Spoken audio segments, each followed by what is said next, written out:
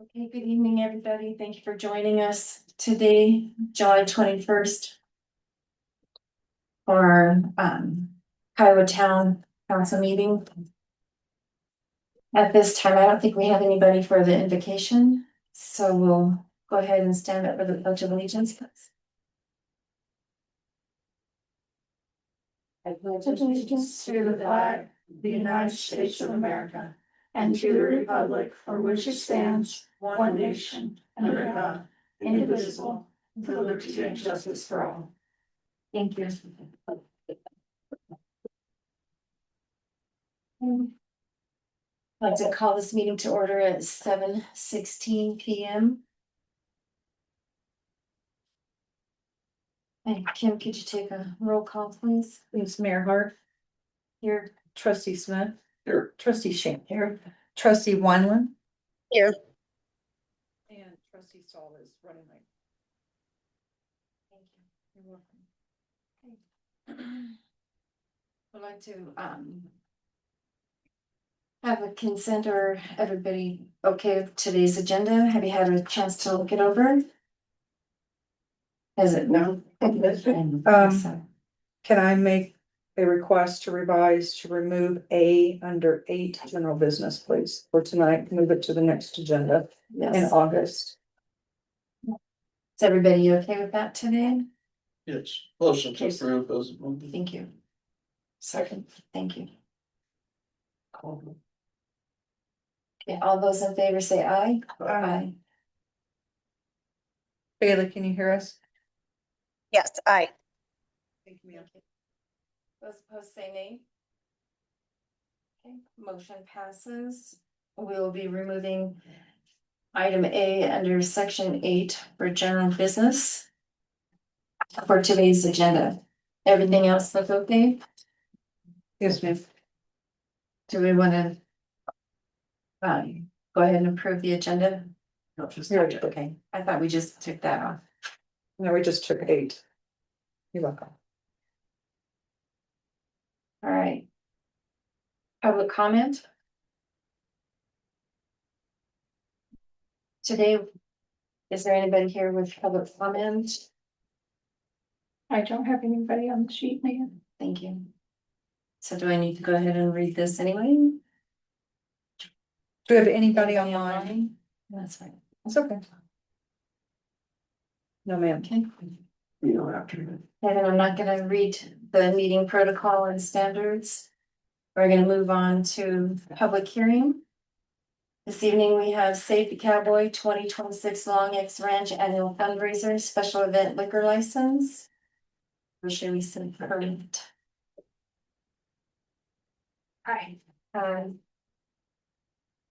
Sorry, I'm having issues with my neck and slept wrong, so. What is your name for my reference? Kathy Weber. Thank you, Miss Weber. Yep. And you're here with the cowboy or not cowboy? Save the Cowboy. What's Cowboys? Go ahead and tell us. It's our annual church fundraiser that we do. Last year was the first time we rented the fairground space and had our annual fundraiser there, and it was a success, so we're doing it again this year. Okay, I see that you have all of your documents completed. All those in favor? Yeah. Or Public comment? public comment on this? Anybody online with public comment on this issue? Nobody. Any questions? Okay. Yeah. Report. Yeah, anybody have any questions for Ms. Weber? I did not. Anybody online have, Bailey, you okay? Yep, I'm good.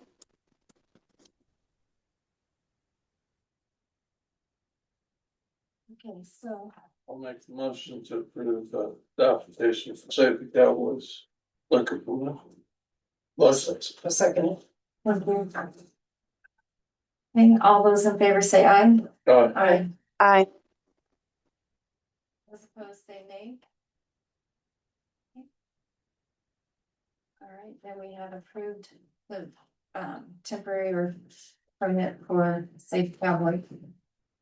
Special event permit, sorry. correct? Yes, you go ahead and sign it and Sasha can hand it over to her. I'll just make a copy. And then I can go take down Yes, absolutely. over there. Yes, Okay, go cut it. You're complete as far as we're concerned. Yep. Okay. Okay, I'll go make a photocopy of it. Thank you. And I'll just meet you around. Thank you. Thank you, Ms. Bud. Good luck with your fundraiser. Thank you.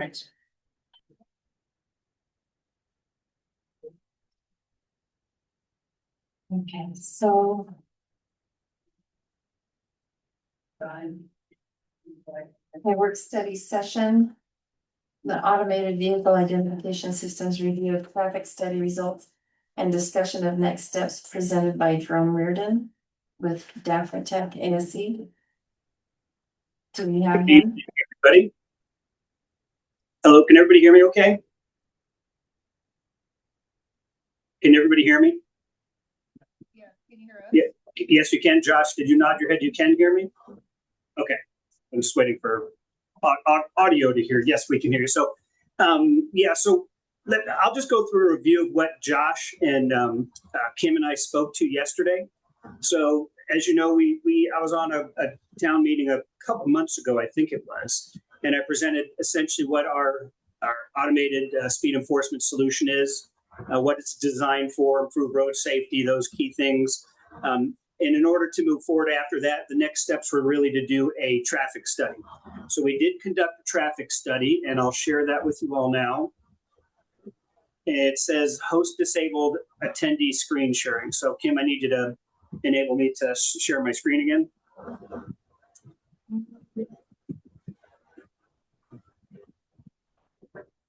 Well, Sasha, do you know where that's at? Oh, no.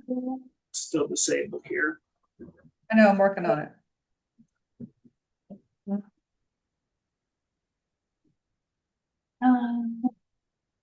You have to make them a host or something. Say what? You have to make them a host or something. Well, that's what I'm wondering.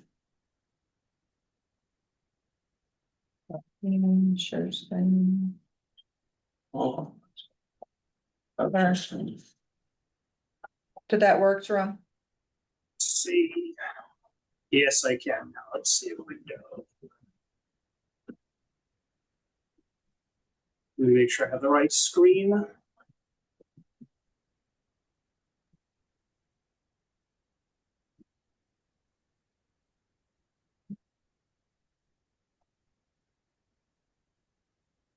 That's not the right screen. Let me find the right one here. I've got a bunch of them, so let me get back to here real quick.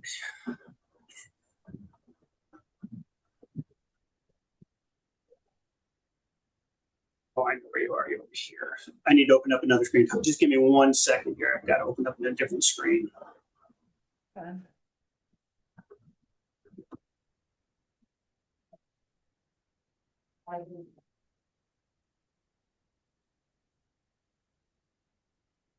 Okay, here we go. Now I should have to share properly.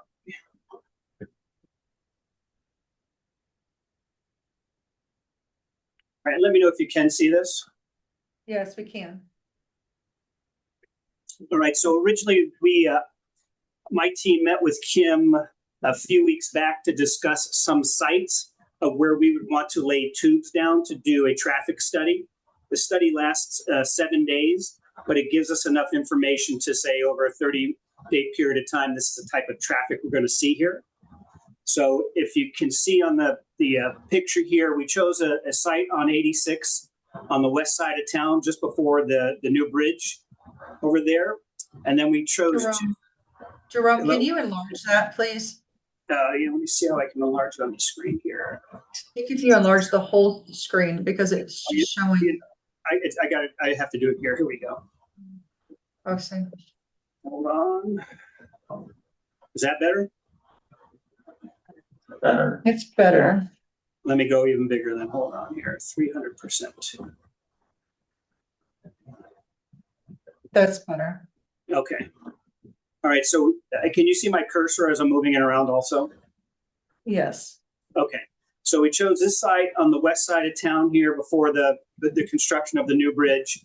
We chose 2 sites on Ute which one was north of the town here by Village Road and the other by Cheyenne. We chose another site here on the 86, very close into the center of town by Ute, and another site on the 45 down by Chippewa here, which is in that what's going to be the new school zone here. After going through the study and even talked with Kim and Josh yesterday, this site here, I don't think it gave us enough solid information of the actual traffic, because the goal behind this is to slow the traffic coming westbound on the 86 into town. So I'm going to be sending out a device called an armadillo that will place somewhere around here. That will give us more insight to exactly how much traffic that was, because as they get this far into town, especially when you have the right-hand turn to Ute here going, I think everybody just slowed down a lot. When I show you some results, you'll see what that looks like there. But I believe by placing it over here, we're going to see much better results in terms of vehicles are coming into town from that 65 to 50 to the 35 zone, that they're still doing probably 50 miles an hour when they reach this spot here. And this is also a school zone, and we know that speeds will drop down to 20 miles an hour when the lights are flashing when it's when the school year is in. And then we did the other site here, as I mentioned, off the 45. So those are the sites we chose. We're going to redo this one and bring it over here to give us more information. So this deck, I did share it with Josh and Kim today, and it should be part of your record for today. This will be updated. We'll have more information on this, because this is what we use when we submit for the AVIS permit. So when we submit to Colorado DOT, this document is critical to making sure wherever we do choose to do a speed enforcement camera, that all that information's on this. Is there any questions about this? Is that a no? Anybody has some I'm questions? waiting to see if they have any. I don't know anything about it, but the speed seems to be on the west side of town that I see. Yeah, right now, what their cameras are showing from what he's explained to us, which makes sense. We have that fly out right now because the bridge construction's happening. So people are seeing that coming up. So they're already naturally slowing for construction. And because they're not sure how to maneuver that fly out. So the traffic is not as we're used to seeing. Right. The trucks and everything coming from that direction. So that one in particular is not showing an egregious amount of speeding there yet. But they are definitely seeing issues coming through the safety zone on Ute, where you turn into the elementary school over there. And then up by the fairgrounds, which is where they had the second test location at. The other one was right out here in front of town hall, where the trucks turn off of Ute onto 86. And then down on 45, where the new school is gonna end up being. And where town limit is at on 45. So they have enough data collected from the people that were kind enough to continue their actions through town to justify cameras in those locations on Ute, in front of town hall, and on 45. And you correct me if you think if I'm saying something incorrectly, Jerome, please. But that the one on the west side, they would come back and look at that one again, because it's not creating that issue yet. How Yeah, far? Kim's on the west side there, because of that bridge construction, everybody's slowing going out of town because they see the construction site, they see the barrels, they see all that stuff, so they slow down naturally. And coming into town, they've already slowed down because of that construction that's going on there. The bridge is supposed to be, per what I've heard, completed by the end of November. So what we would do actually, because we could have the system deployed before then, is we would go ahead and then run another traffic study on the west side of town after that's completed there in the right area, because we want to slow down those vehicles when they're coming into town. Once we see that information's there and it supports another system, then we just amend the AVIS permit to add that additional site there. So it's not a lot of work. The bigger part of this process is determining the sites is a big thing. The town determining, yes, we do want to move forward with a speed enforcement solution, getting the ordinance completed, and then getting that very first AVIS permit completed. And Colorado is pretty easy to do an AVIS permit. We do a lot of business in Connecticut. It's much more challenging there. Colorado is easier. So once we determine on the west side of town that, okay, traffic's back to a normal flow, I believe based on our conversation yesterday, Kim, you were saying trucks are starting to come back through town now? It appears so. When I was coming in off of 70, the signs that tell them they're not allowed to come through here anymore are gone. Okay. And I'm not down on 24 anymore, turning onto Elbert Road. So I'm sure we'll see even more of that traffic picking up as well by December timeframe. So we'll just run another single study right there, make sure it meets all the requirements, and then we'll be able to deploy that additional camera system over there as long as it warrants it, of course, because that's the biggest process, right? The Avis permit has to say, yes, there's speeding issues here. By deploying a speed enforcement solution, we'll go ahead and increase the safety of these roads in this town, and it's taken care of. Y'all don't have a police department too, so that's another challenge, right? That helps the case of getting an Avis permit completed. True, Jerome, one moment, please. We have some questions. Sure. I was told by CDOT that the semis always have been able to go on in the construction of the new bridge, only, wide loads can't.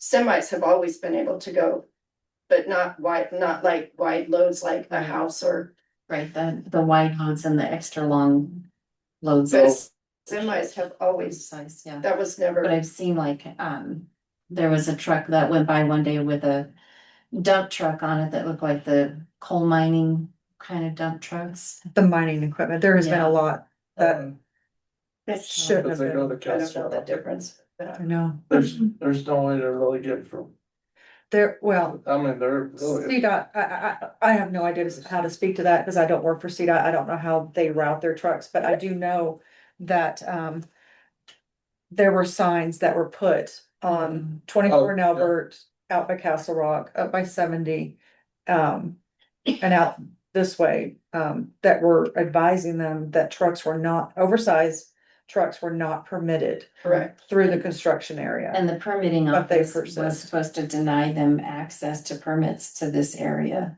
while this construction was going on. But they continued. Yes. Question, westbound traffic that comes from east of Kyle, where do you slow them down prior to the school zone? You want to speak to that? Because you spoke to that with us as far as how it slows down coming from the east to the west, Jerome, and how it's real sudden from 55-35. And the fact that you didn't put a test thing out there in front of the school because school was not in session right now. Yeah, I think we just chose, we kind of give Kim, it's a guessing game sometimes when you're doing this. And Jacob kind of used, hey, there's an intersection over here. It might not make sense, but there's an intersection here too. After reviewing it, I reviewed it with my boss and said, hey, look, we looked at this because by here, everybody's slowed down quite a bit. And I'll show you the numbers here too when we look at them here in a second. But because it goes from 65 to 50 to 35 here, and you've got a school zone right here with the flashing lights, putting a system over here will probably see and have a much bigger impact on getting this traffic to slow down as it comes into town. And a lot of my knowledge comes from my discussions with Kim over the last few months of, yeah, hey, we've got a lot of people, they fly through town. We don't have a police department, so nobody's here to ticket them if they do that. Big trucks have been coming in through town a lot, but that traffic is slowed down quite a bit because of the bridge construction. So I believe based on just us reviewing it and looking at the road structure here, by putting a system over here, and that's why we'll just do, it's called an armadillo. It's a little device that we're going to ship out to you, and you can just place it on the ground. And it'll give us some similar readings to the tube study. And once we verify with that armadillo, yeah, it does look like that's the way to go because CDOT won't use armadillo as a Avis report information. We'll go ahead and deploy tubes here too to get the actual and accurate information for for that Avis permit study. That's the big concern right there. So basically, we're just going to move this test site over to here, in a nutshell. How far down does the town go on 45? Where does the? It stops at the end of the housing division. Well, Okay, because past that is when, as we all know, but I guess we can't do anything about No. that. No. They do it when they come around the corner. There was a buck that used to hang out in front of my place and somebody hit him come around and the speed limit is 25 Over here. at the firehouse. Yeah, hit him. And I do that corner really slow because I live right there. Yeah. And so I don't see how you can't put on your brakes for something like that. Yeah, well, Trevor, did that answer your question? I can't hear you all. It's kind of muffled because you're not near a microphone. I'm talking to one of our trustees. I guess, Okay. I mean, that's, I got a front row seat to most of this, You do. but I mean. Well, he's looking for your input. So if you have So, input to this, he needs to know what it between is. 45 and the edge of town, either direction is a concern. And I mean, if you slow them down there, then you don't have to worry. Here's my thought, if you're able to slow them down there, then you don't have to worry so much. I don't know what one camera costs right here in front of the town hall, if that makes sense. But I mean, you can probably line the streets and a power pole could have a camera on it, Right, and you can get the same guy 12 times because they just don't. I agree.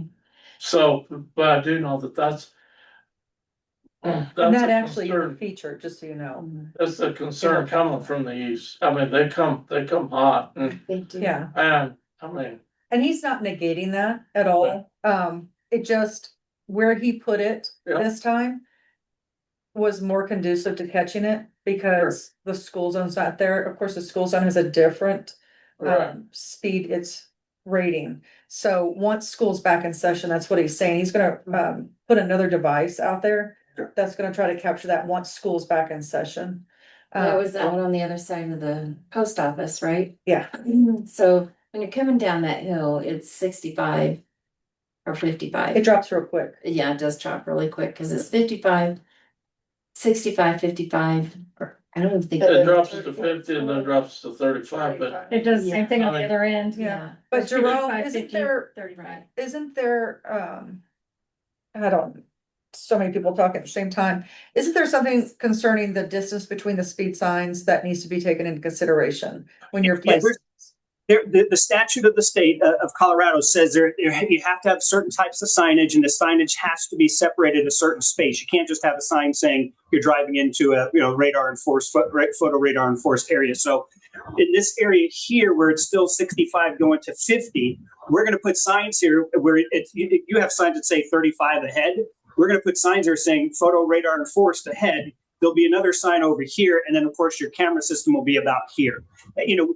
Once we determine, this is the exact spot area we want to put a camera in, we do a site survey to say, okay, here's the best place to put this, and this is the best spacing we can have in this. Because I'll tell you from experience, I was just there a couple weeks ago to meet with Kim in person, and coming into town here, because I drove to way east in the town just to go look at it out there, beautiful country, driving in 65, 50, getting into 35. I mean, I was heavy on the brakes getting into the zone here just to try to get it down to 35.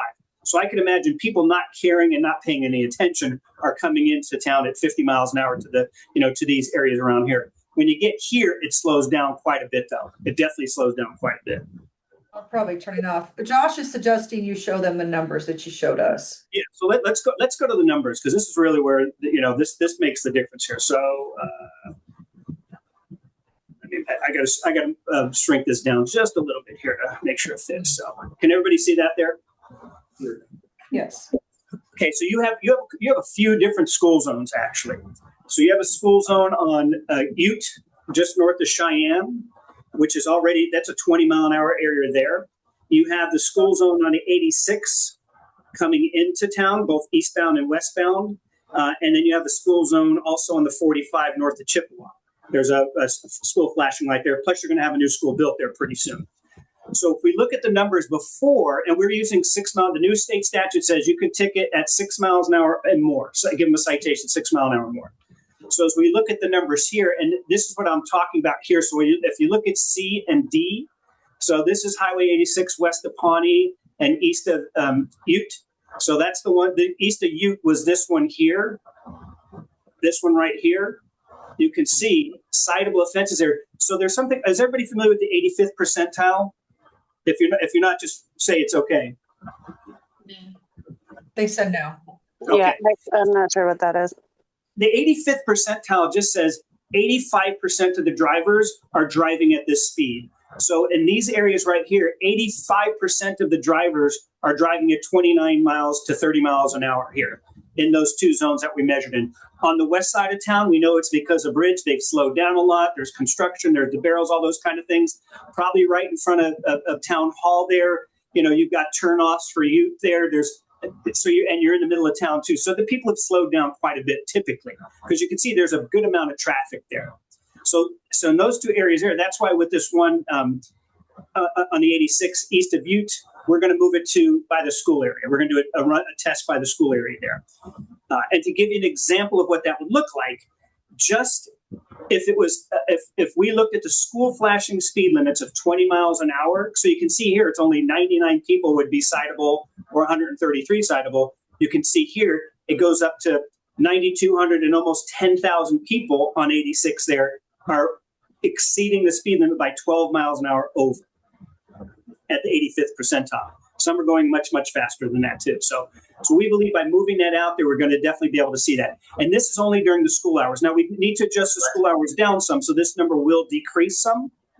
But in order to support the system that per the Avis permit process, it has to be an area where there's an issue. This definitely shows there's an issue here in these school zones. This one here, Highway 45, because that's a 25 mile an hour zone there. Because again, that 45 and Ute are both ingresses into town too. One's coming from the south to the north and one north to the south. So people are driving typically faster when they do that.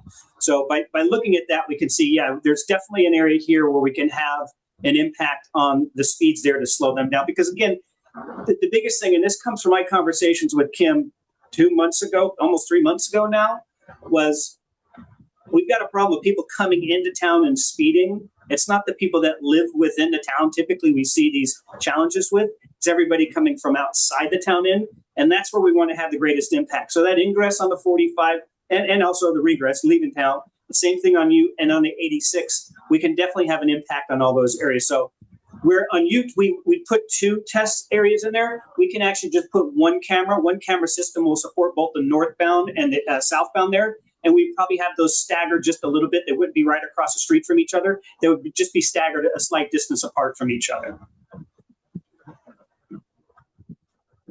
Did they put one in front of High Plains on the heading east on 86? Heading east, they put one right here in front of town hall. Yeah. Because I notice a lot of people, after they get through the flyway, they floor They it. take it off, yeah. Yeah. Yeah, I told him, we also see a problem and hear complaints of, we have the 2 lanes coming through. And those that know it's coming into a 1 lane over there in front of the county building will gun it to cut off the people Yeah. on the inside lane so they can get in front of them. Right. That's which is why they put that. I camera see where- that in front of the shop all the time. Yeah. Me too. Yeah. Here's the good news of that. So when you put a speed enforcement system here and you put one here, this system coming west on the 86 gets everybody to slow down quite a bit as they're coming through town. And then as they're leaving town, they're going to see, oh, there's another speed enforcement system here. So it forces them to slow down again. And then the same in the opposite direction. So as they're coming from the west, eastbound into town, they see there's a system. Not everybody does. We're probably still going to see a fairly high number, but it definitely will slow folks down to the extent of increasing that safety, which is the goal here. It slows them down here. And as they're heading to go back out of town, they see more signage along here saying, hey, there's another radar enforcement here. So they're slowing down as they're exiting town. So you kind of have a dual impact. And that's the same thing on Ute and the same thing on 45. We'll have that impact on traffic going both directions. See, at 86 and 45, that's, everybody thinks when they get to that corner, they can just speed up. And then there's that right lane must turn right Yeah. lane there, and they don't. They don't. Yeah. Yeah. And that's why that camera system almost in front of the school area right there gets them to slow down no matter what. They have no choice but to slow down. And we were talking earlier, because you're trying to take 2 lanes and move them down into 1 lane. And I believe, Kim, on the call, you said yesterday you just don't have the funds for it, the construction funds for it yet. That's what this system's designed to do. So the citations that are paid can only go to road safety. They can't go to buying, anything. It's really signage, speed humps, highway improvements, building sidewalks. those key things that you're looking for within your community to improve that road safety. I'm working with Silverthorne right now. I'm sure you folks know who they are up off the I-70 there. They have a big issue in front of one of their middle schools where it's people are driving 55, 60 miles an hour because it's coming from a major road into town there, and they don't have sidewalks. And there's a lot of students that are riding their bikes. So we're putting a system there for sure because it'll have a major impact in there and increasing that safety for them.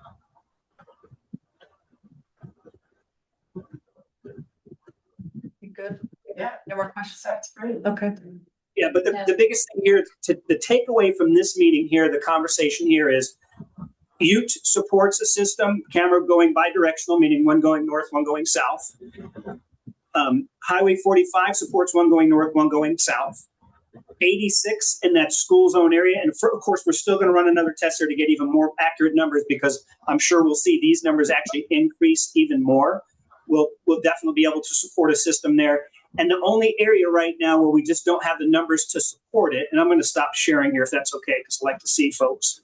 The only area we don't have enough numbers to support it is on the west side of town, and that's mainly because of that bridge construction.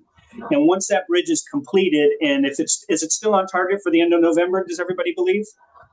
Yes. Yes. That's a Yes. positive?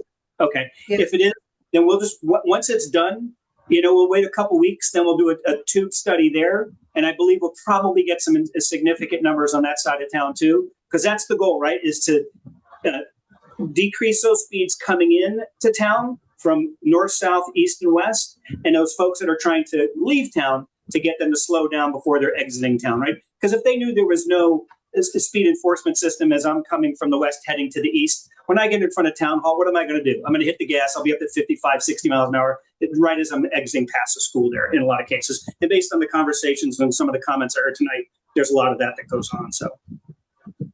And when the bridge is functional, because I drive that way, people will start heading out of town and start accelerating, to the 55, before they're even, Yep. So it's a drag race, the single lane. Yeah, it's, I mean, both it gets scary. directions. It It's gets a- scary. We would definitely have a system there. Yeah, that's why it definitely makes sense to put a system there. Does anyone have any concerns about around Norman Park, on Arapahoe Street there? Have you seen speeders over there? Yeah. Oh, we go like, They go around that Really? corner like crazy, yeah. And to be I don't- honest, the cops are the worst. Oh, God, Bailey yeah. watches it all day long. Oh, I'm Yeah. sure you see it too, Bailey. You Right down. photo radar, the ones that say Elbert County Sheriff, and do they get a ticket? Because they're the worst. I don't know if can you hear the question, Jerome? Here, Arapahoe, but I don't know where Arapahoe is on this. It's on the west end of town, 86 and. right before the bridge. It's almost right where that camera was. It's right where okay. It's that last road basically before you exit town. Yeah. Curves. it curves around a park on the south side. Okay. And that's where there's, in a lot of cases, because there's that, it's a short distance to that full left hand or full right hand turn. Sometimes people just naturally slow down. The challenge is the distance that you would need between the signage in those areas there. There's probably just not enough distance. It needs at least about 900 feet. Speed. And that's all the signage includes, from the first sign of a warning that there's a photo radar speed enforcement system coming up to where the camera itself is. Okay. Anybody? Any other information? Thank you. Thank you for sharing that. Can we get a copy of your presentation? Josh and Kim both have that. Remember, this is an interim one because we're going to redo the one study by the school on the east end of town off the 86. And once that's completed, once we get that documentation, we'll update this because as we move forward to this, and I don't know when you present the first round of Josh, did you verify you just need one public reading? Because the home rule? No, I haven't looked at that yet. Okay. I mean, I know what our charter requires, but I haven't looked at it from the Colorado revised statutes. If you wanted to find the statute section and send it to me, that would be helpful. The which I didn't hear that. So when we were on our meeting the other day, you were referring to a Colorado revised statute that requires 2 public hearings in order to adopt the ordinance. If you can send me just that citation, the statute, that would be helpful. it wasn't the new statute. The new statute update was for the 6 mile an hour over. My understanding was in the original statute, it did talk about 2 public hearings. I'll take a look into that. My counterpart that has been doing Colorado for 2 years, I asked him about that today. He said, because you're really the first municipality without a police department that we've worked with to do this. And we think, and your home rule also, which the cities that we work with today are not. So it could very possibly be that, Josh. So I'll do that research on that. Actually, I'll look that up tomorrow. Okay, thanks.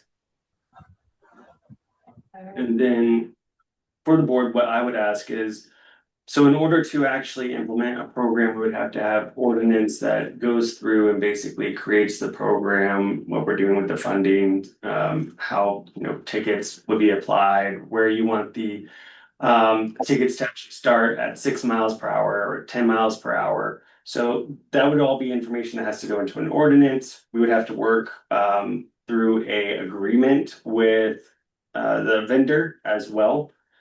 So I just need direction from the board, basically informing my office to proceed forward on working on that. If y'all are interested in implementing this. So I guess as a victim of the Kersey speed cameras. What was that? Speaking from a victim of the Kersey. Oh, And it's wild, cause if my cap is 45 zone, that camera sits where that pole is. It's right there on Kersey Highway. And you go from 65 down.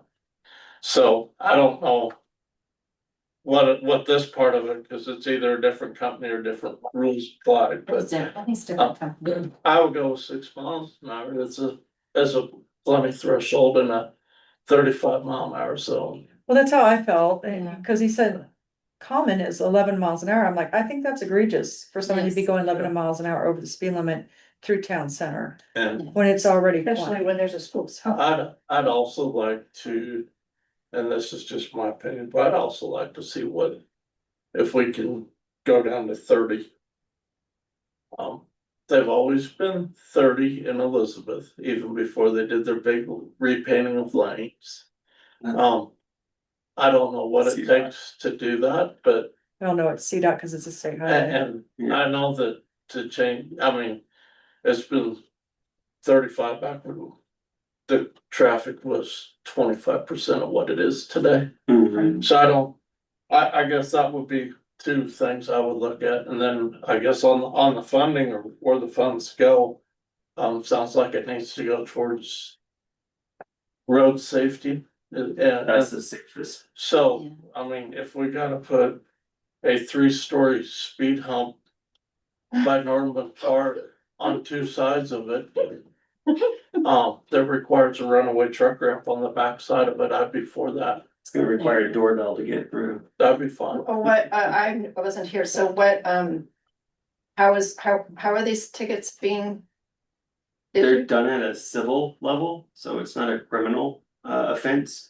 The difference is you don't get points on your license if they do end up issuing. Is this a like ticket. a radar gun or? Mhm. Yeah, and Yeah. I think it mails them. Right. Yeah, and there would be a process involved, which would be laid out in your ordinance. And so we can definitely go through the discussion at the time that the ordinance is before you for consideration.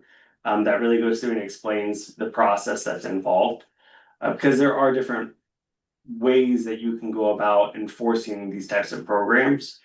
But really right now, it's more that Jerome has provided Yeah, facts from actual road tests that were done by a third-party company. It wasn't done by DACRA. They hired an actual traffic company, study company to come out and do it. So that company collects the data and then gives it to DACRA. DACRA has presented it, showing you where speeding's occurring, how fast people are going.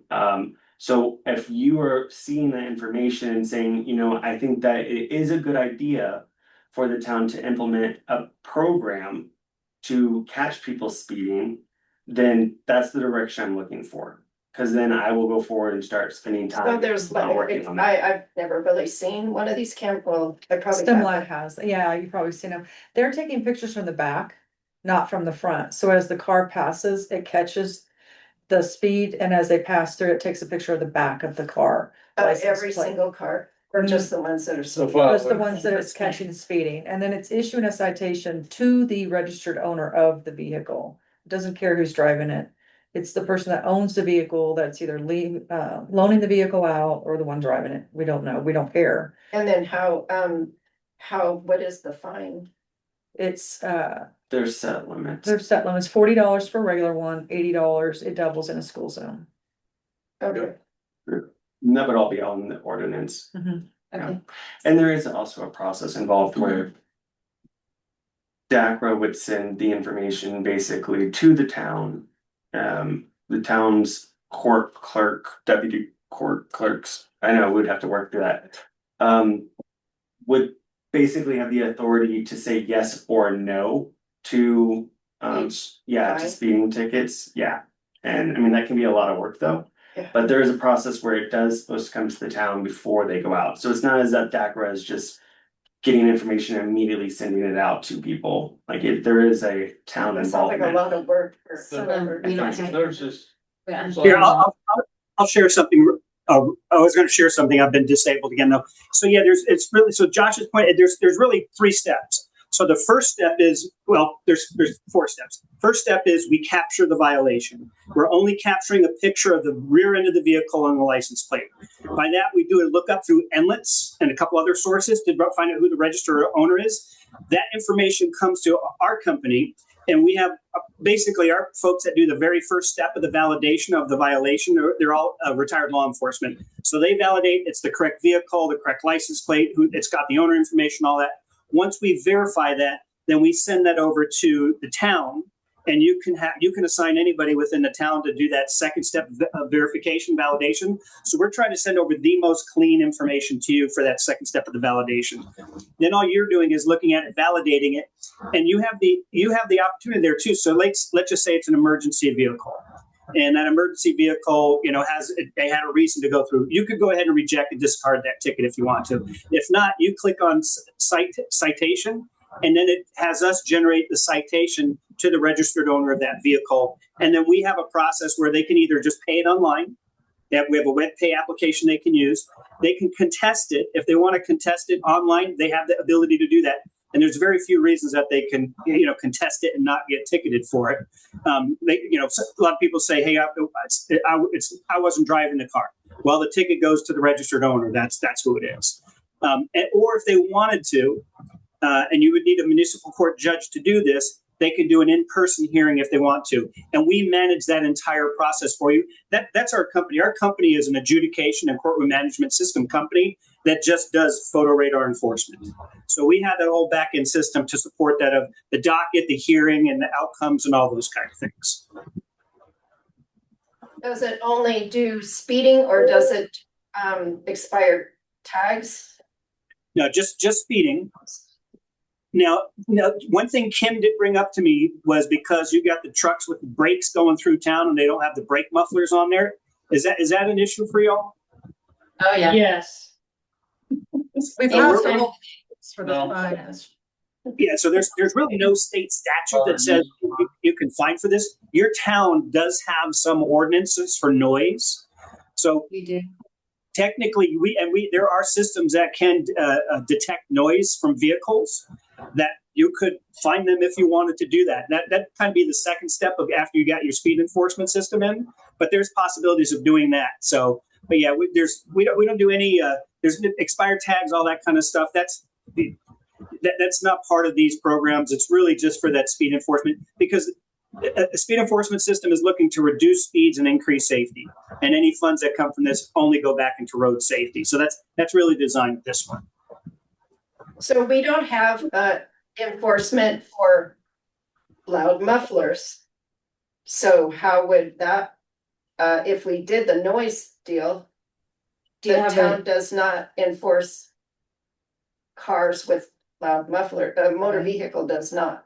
Sheriff's Department has one officer on the heavy, yeah, for trucks, Trucks. Tim said he For has trucks. one, officer that is a pro with the, semis that don't have their J What about crass like on. the pickup trucks? I was just gonna say that too, because. we They're know- louder than the Yeah. semis. Now, do you have like sensitive, hearing or how does your equipment work for reading semis or pickup trucks that go through town really loud, or even, I think there's even some cars?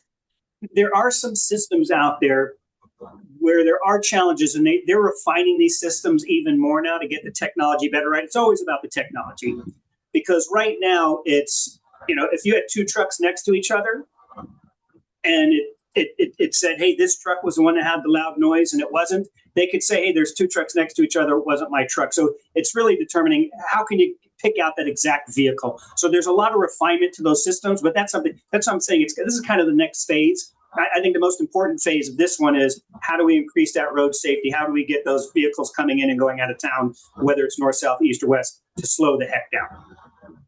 Right, and then our ordinance that we put in place last year or the year before, we need to enforce that with the noise ordinance. So I think I'd be interested in information on that. Okay, yeah, we can pursue that one, sure. Okay, so to keep moving forward, do we want to instruct Josh to work on getting this information together for us? The ordinances. The ordinances, yes. Yes. Okay, all right. Bailey, I would say so, yes. thank you. Yes. Okay. She made a I motion. have a quick question. So you said that you guys like put together like court dates and like, could we use our municipal judge that we use for code enforcement? Yeah. We would use your municipal judge for only if they wanted an in-person hearing. The online contestation too, actually, they would do that. And it's a very, very simple process to do it. I did that presentation a while back, and Kim, I did a full presentation for you a few weeks back. So I can go through that process again if you want to at a later date for whoever would be managing the system. Sure. Once we figure that out, we have not figured that out yet. Yeah, and we'll work with you through that process. Again, this is what we do. That's what our company does. So we can help coach and guide you through that process. Okay. All right, sounds good. Thank you. Thank you, Jerome. Thank you. Thank you, Jerome. Appreciate it. Have a good night. I got to go take care of my neighbor's chickens now. So thanks. Bye. I'll have a good evening. You too. Thank you. Okay, so we'll move on to work study session item B, public infrastructure funding options. Presented by Josh Myers, our town attorney. Thank you, Mayor. And you want to bring it up so it's online? Did you minimize that on here? It's on the desktop. Right here? Top left. Top, Oh, right here. yeah, right there.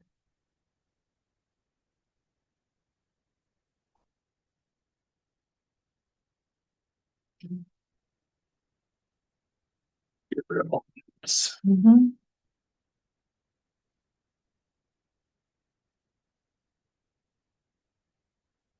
Right. So, this is basically going over subjects that deal with, what we'll, as a town, will be dealing with, coming up in the future. So as development continues to move towards our direction, I think it's a good idea for the Board of Trustees to have a better, Bailey, can you hear me? Yep, I can hear you. Okay, alright. I think it's a good idea that the Board of Trustees has an idea, from at least a high level understanding of what options are available to the board and to the town when it comes to financing the different improvements that would be required with new development as it moves into town. So there's no action item, there's nothing that you're needing to really decide today. This is just purely informational. What I have given you, except for Bailey doesn't have a copy because it's all physical right now. There is a chart in front of you. This chart basically goes through the different types of financing entities and tools that are available to the town. It's a lot more detailed, but it still actually provides a very synopsis information regarding, if you're looking on the left, you can see the entity tools, and then as you run across the top, you see where it says how they are created, administration, the governance deals with what kind of body types they have when it comes to, is it a board of trustees? controlled? Is it a separate body from the town that has its own board that's voted on? The available revenue sources basically just explain how the entity uses finances and revenues to get projects done. Best fit development situations just kind of, again, is a high level overview of how these different entities work well with different situations. And then your key considerations is just an idea for y'all to, but a board would typically consider when they're looking at those type of entities. So today, again, we're just looking at a really high overview. Next slide, please. So a scope of the presentation is presented for you. Just keep in mind, this presentation is a high-level policy overview of home rule municipalities' options to finance and fund public improvements. This is not specific legal advice or counsel related to a specific financing tool. Specific financing tools and options require additional analysis under your codes, your charter, as well as what would be required by the state statutes or any kind of federal involvement. Next slide, please. Okay, so smart growth. When we're considering what smart growth means for the town, the board should consider different objectives of the town, such as, are you looking to protect the existing identities of the town, or are you looking to evolve and grow into a new identity? Are you using existing infrastructure efficiently? Are you matching growth with capacity of infrastructure that already exists? Are you looking to promote fiscal sustainability? Are you supporting housing diversity? Are you looking to reduce vehicle dependence where practical in your town? Are you coordinating land use and capital planning together? So those are all policy objectives that typically you would be considering that are all part of what is smart growth. Next slide, please. Tim, is there a way to show that on our side, the slides? Oh, can you not see the slides? Oh, I don't know. go to share screen. Let me look real quick. Hold on.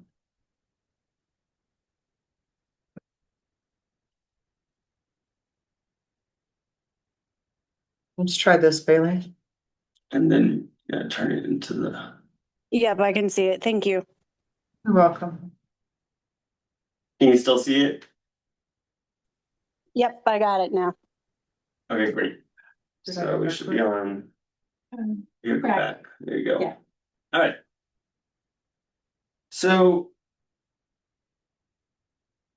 the town's financing strategies for public improvements should reinforce your planning strategies. At the planning strategy is to create infill and redevelopment of what's existing.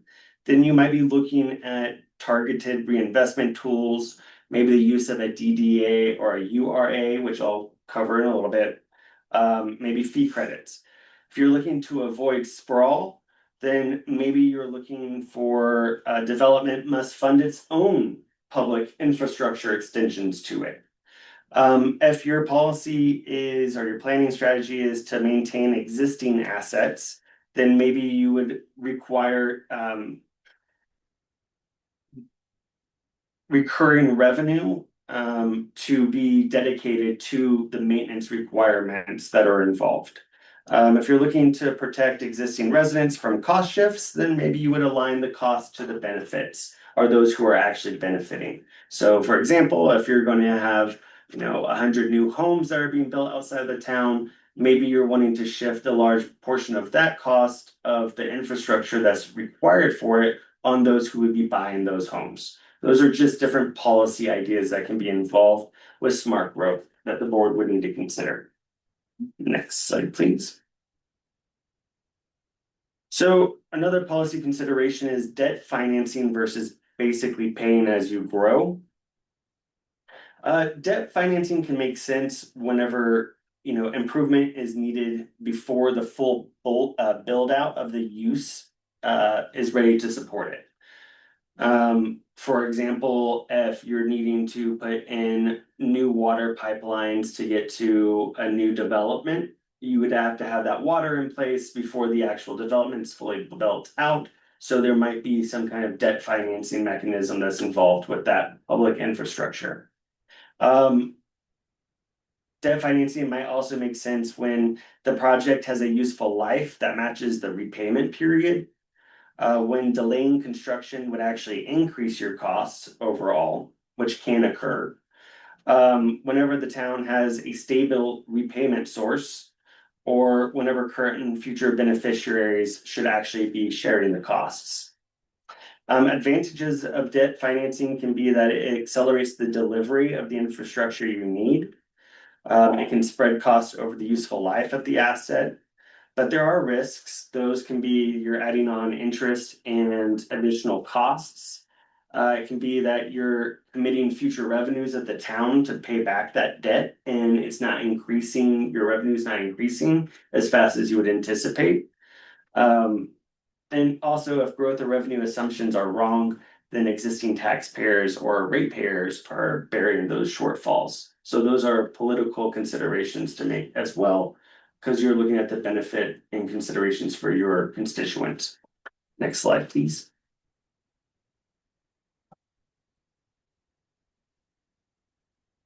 Pay as you grow. It makes sense whenever improvements are primarily driven by the new development. Whenever growth can be phased without creating capacity or safety problems or concerns. If the town wants to reduce taxpayers' exposure, when developers can construct or fund improvements directly. The advantages to this are they typically align costs with the new growth and the beneficiaries who are benefiting from that new growth. It usually reduces the need for town-wide debt, and it really encourages disciplined phasing and development. Some of the risks are infrastructure may lag if growth slows or fees are underperforming. Piecemeal improvements may be less efficient than coordinated town-wide projects. And some risks are also that high upfront development costs can affect housing affordability and project feasibility. Next slide. Oh, my notes sometimes go ahead of y'all, so it won't always flip to the same one. So debt and pay as you grow options are not one versus the other always. A lot of times they can be combined, as the examples that are on the screen right now are showing, which is slide 7. We're on slide 7. Yeah, they have 2. Oh,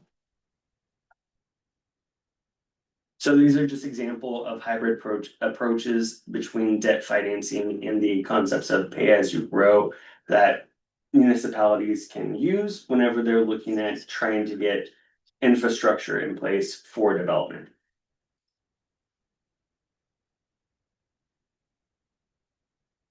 Next slide, please. So another policy consideration is public-private financing options. These are listed up as basically an illustrative list of some different public-private financing tools that are available to the town. It's not an exhaustive list. And the presentation tonight is not detailed review of all policy considerations that the board would need to make, nor is it really intended to include a deep dive into the policy considerations that are being presented. This is, again, just a high-level overview, and you'll be able to keep this information so you can always review it at your own pleasure as well. Next slide, please. So when considering the town's financing strategies, the board should really ask questions that help identify the what, who, when, and how that are related to improvements. And number 3, it has combination underlined, and that's because it's pretty common for there to be a combination of different beneficiaries that are applicable on the who, but it's also pretty common for there to be a combination of the how, the what, and when. Unless the when is it must happen now, or else, there's gonna be an infrastructure failure.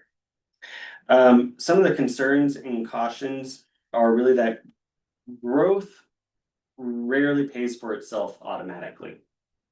And that's a lot of times because of the way our tax structures are in place. We pay taxes today, this year, of what was taxed last year. So we're always behind. So even the assessor, when they're assessing your property values, are usually a year behind. So even though growth is occurring today, we might not see tax revenues from it for another 2 to 3 years. New development can produce new tax base, but it also creates long-term maintenance, public safety, utility, and service obligations.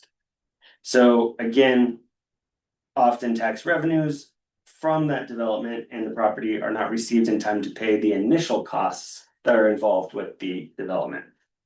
One-time revenues that we get in from permit fees, from development fees, impact fees, they do not fund ongoing maintenance obligations or costs. So it's always a good idea to keep in mind that recurring costs need to have some kind of recurring revenue structure.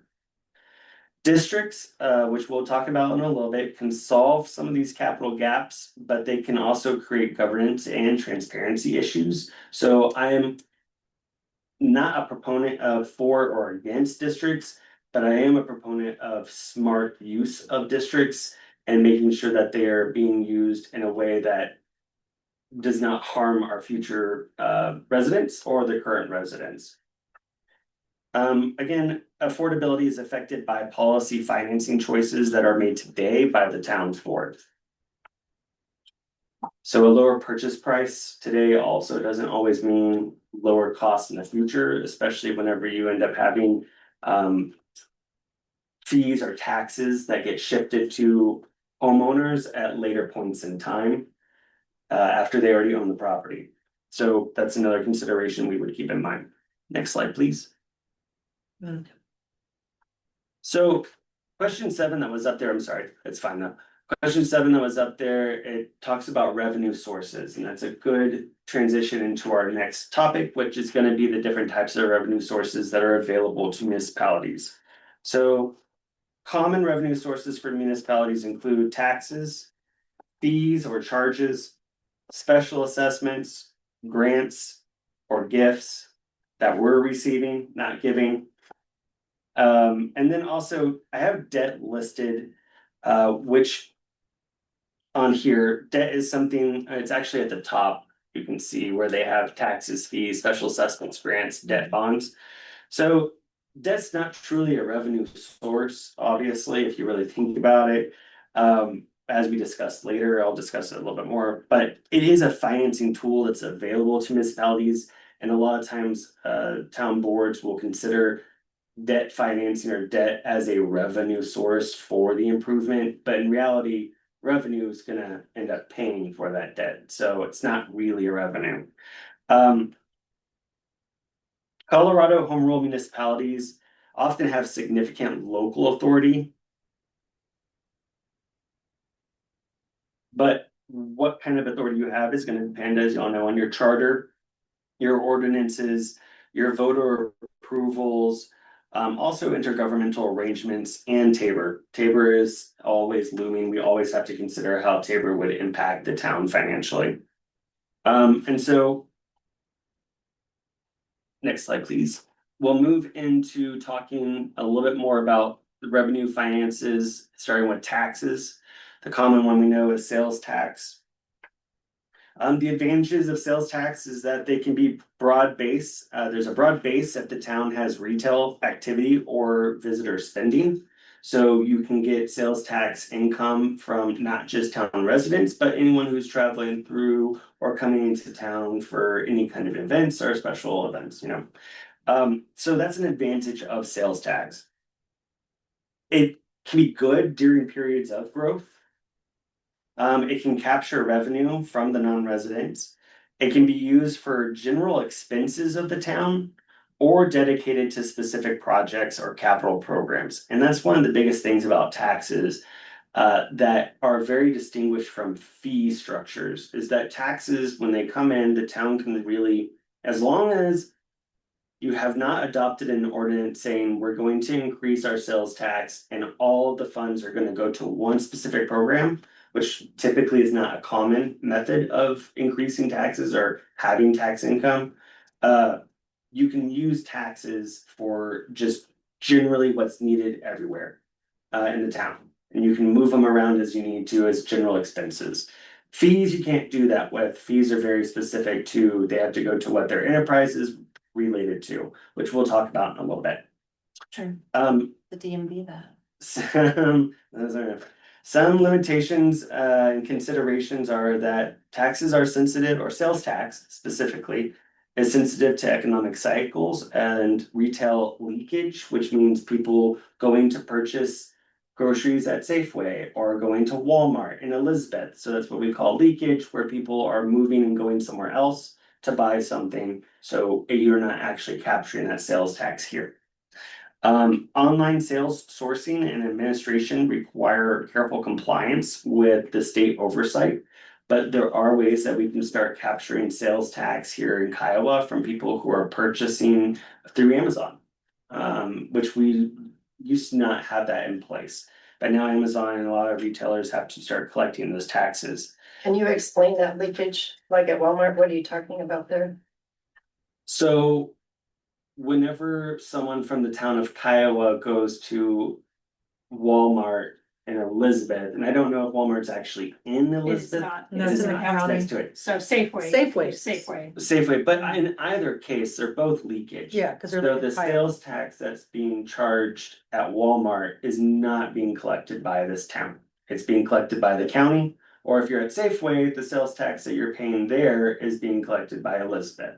So that's what leakage is, You it's think the does loss of the the town sales. of, does the town of Elizabeth get Walmart No. specifically? No. It's in the county. No, it's in the county. Okay, So Elizabeth is suffering sales tax leakage from people going to Walmart because Walmart is not within the boundaries of Elizabeth. So it's really just the concept of you're losing, the town itself is losing revenue income from sales tax because people are going to other places to purchase things. That's what leakage concept is. Mm. Does that make sense a little bit? yeah, I thought Walmart was Mm-mm. part of the Everybody town does. of Elizabeth. Yeah, Because because those homes yes. south of Walmart are in a metropolitan district, which I don't understand, but We're gonna talk about those in just a okay, little bit. okay. Yeah, Elizabeth didn't want the Walmart, so they didn't bring it in, so the Walmart just went to the county and said. And the county went, yeah, sure. Okay. Yeah, that's probably like the 10th time I've heard a similar story, and so, We all know the county will approve anything. yeah. Well, originally it was supposed to go out towards Lyman. Yeah. Okay, well, back to this one though. Sorry, gotta keep us on track because I don't want to be here too late with y'all. The limitations and considerations, so retail leakage, online sales sourcing, voter approval requirements for new or increased taxes under Tabors. So that's another consideration we've been running against, or dealing with over the past couple of years, I believe, is getting an actual small increase to sales tax in order to help with roads. Reliance on sales tax solely can expose the town to volatility. So we like to try to have multiple different revenue sources. Next slide, please. Use tax is similar to sales tax. I'm not going to go into a whole lot about it, but basically it's great to have a use tax in place whenever you have a lot of new development that's occurring, because then you can collect use tax from the developers who are bringing materials into the town if they didn't buy those materials here in the town. So all the lumber, everything like that. Anything that becomes a permanent fixture within the town. It's not a sales tax because you're not collecting at the time of sale. It's you didn't buy it from us, so you have to now pay us for the fact that you didn't, in a way. It's really useful for when you have large new construction activity that's occurring. Next slide, please. So property taxes, as we know, property taxes are common. The advantages are that they're more stable than sales tax as a revenue source income. It can align with property value benefits from public improvements. Useful for debt service if voter approved and it's structured appropriately. The limitations are that they can be politically sensitive. They're subject to assessment rates and valuations in Tabor and other legal constraints that are involved with property taxes. And that overlapping mill levies from counties, schools, special districts, and other entities can affect the total taxpayer burden and the total realized revenues received from the town. So whenever you're looking at property taxes, it does create a pretty stable income base for the town, but at the same time, it has certain issues that can be involved. Okay, next slide, please.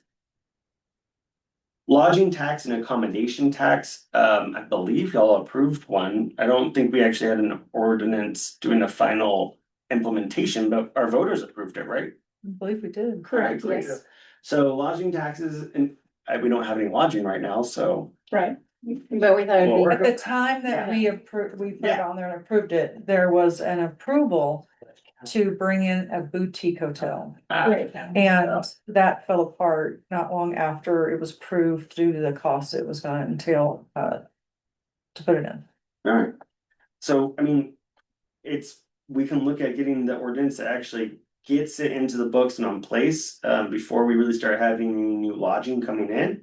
But the advantages on this type of tax is that it doesn't impact the residents, it's not a sales tax, it's purely for people who come into town and they're staying somewhere. And then they're helping pay for the roads that they're using or the sidewalks that they're using while they're visiting the town through a small lodging tax that's collected.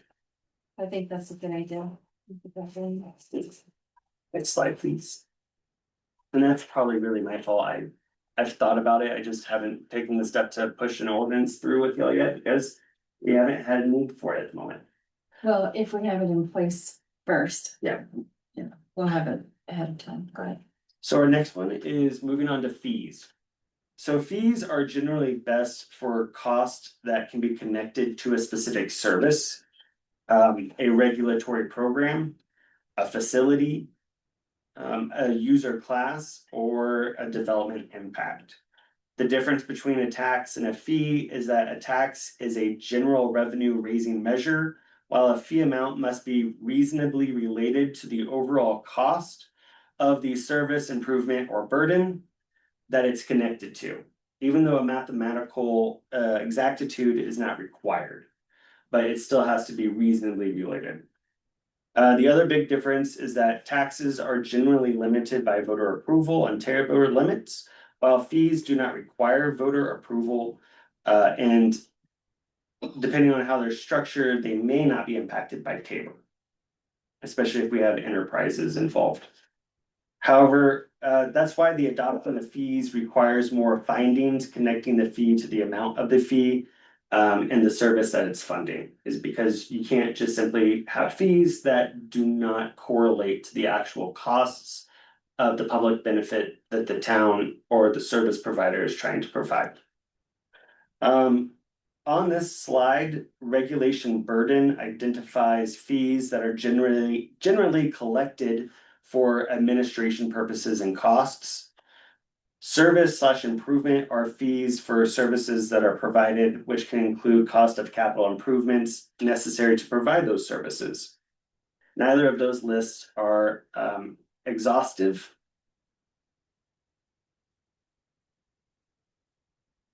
Next slide, please. Yep. So on the next one, we're moving to special assessments. Special assessments are for localized improvement, and when I say local, I really mean local. It's small scale. It can be a street block, it can be a couple block area, but you're not really looking at a larger area than that. And they're going to be used for things such as sidewalks, streetscape, parking, alleys, lighting, drainage, utility extensions, local roads.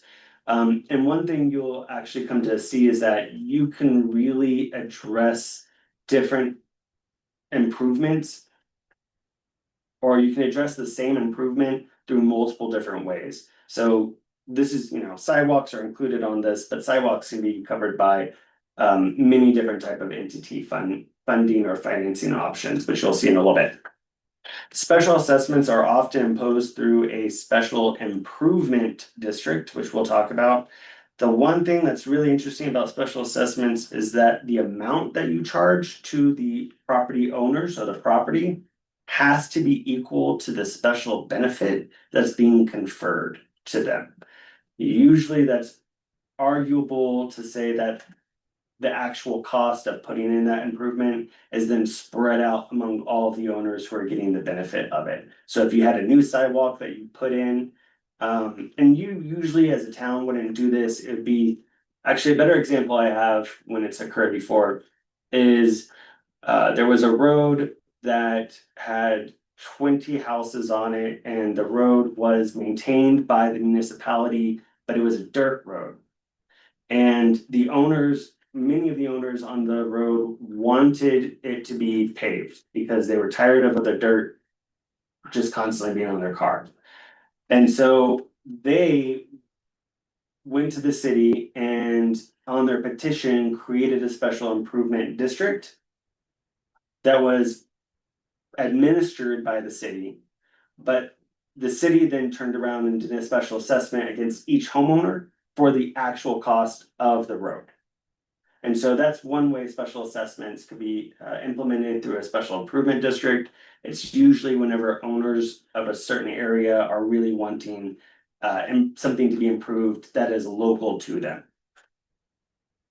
Okay, next slide, please. So would that be kind of like the HOA charging you so much? That's Different, is it likely different, but okay. yeah. Same kind of concept? Do they have to agree to it? I mean, all the homeowners are No, assessed. you don't have to have 100% approval of everyone in order to create the special improvement district. But all of the owners have to pay the price? Yeah, because it increases the value of their property. They get a special benefit by that road being asphalt, so. There's a lot of different, again, I'm not going into all the nuances that are involved with all of these because there's a lot of different type of entities that we'll get to. But generally, special assessments have to equal the benefit that's being conferred and it can be applied to a property even though that owner doesn't want the special improvement. So I guess that could be your idea of an HOA. HOAs are usually more maintenance oriented. A condo situation. Yeah. Next are grants. Grants, the advantages of them, is it can reduce our local cost burden. We can accelerate the priority of projects and it can support projects that local revenue cannot fund alone. However, there are some serious limitations that we have to always be, considerate of, which is they're competitive and uncertain. And often reimbursement based, which can cause expenditure of general funds with uncertainty of payment in full if they are reimbursement focused. They can require matching funds and they can impose federal or state compliance conditions. So they can be great, but they can also be not always the best revenue source when it comes to infrastructure improvement. But a great source when we get them. But they're helpful. Yes, they are. All right, next slide, please.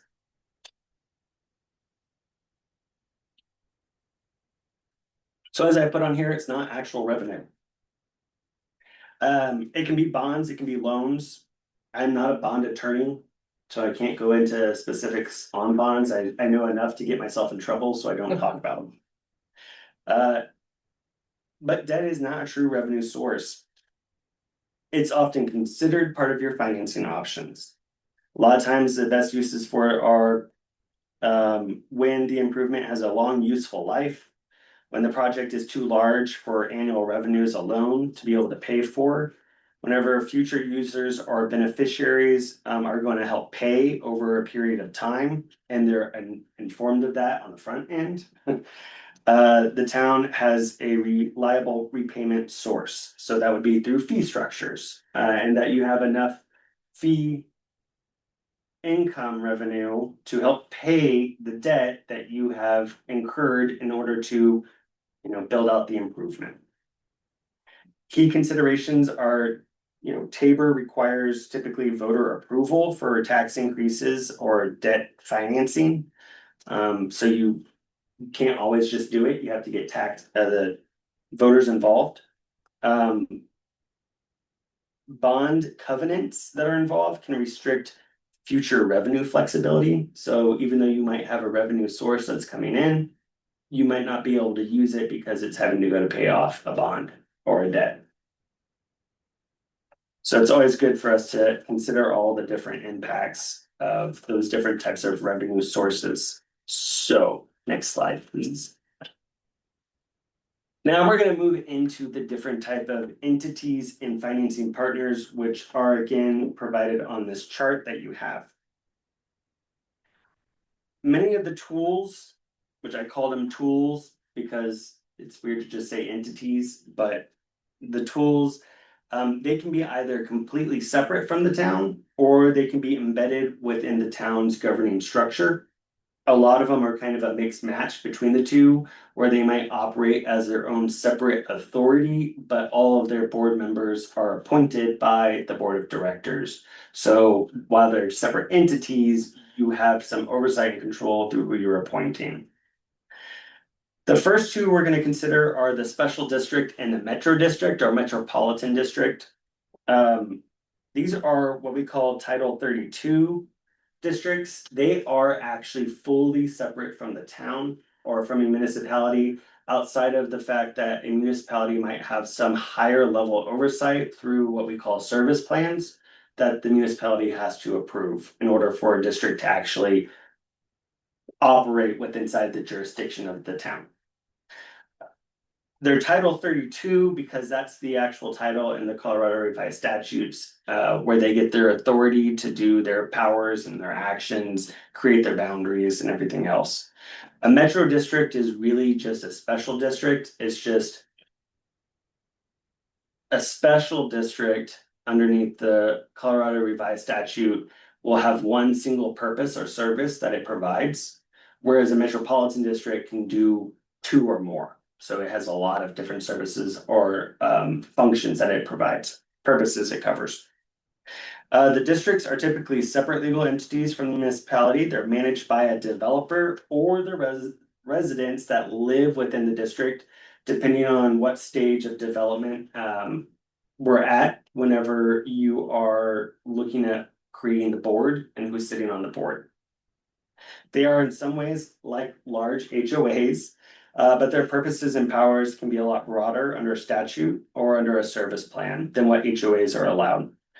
These districts are included in the presentation because they can be part of the public infrastructure financing scheme for a municipality.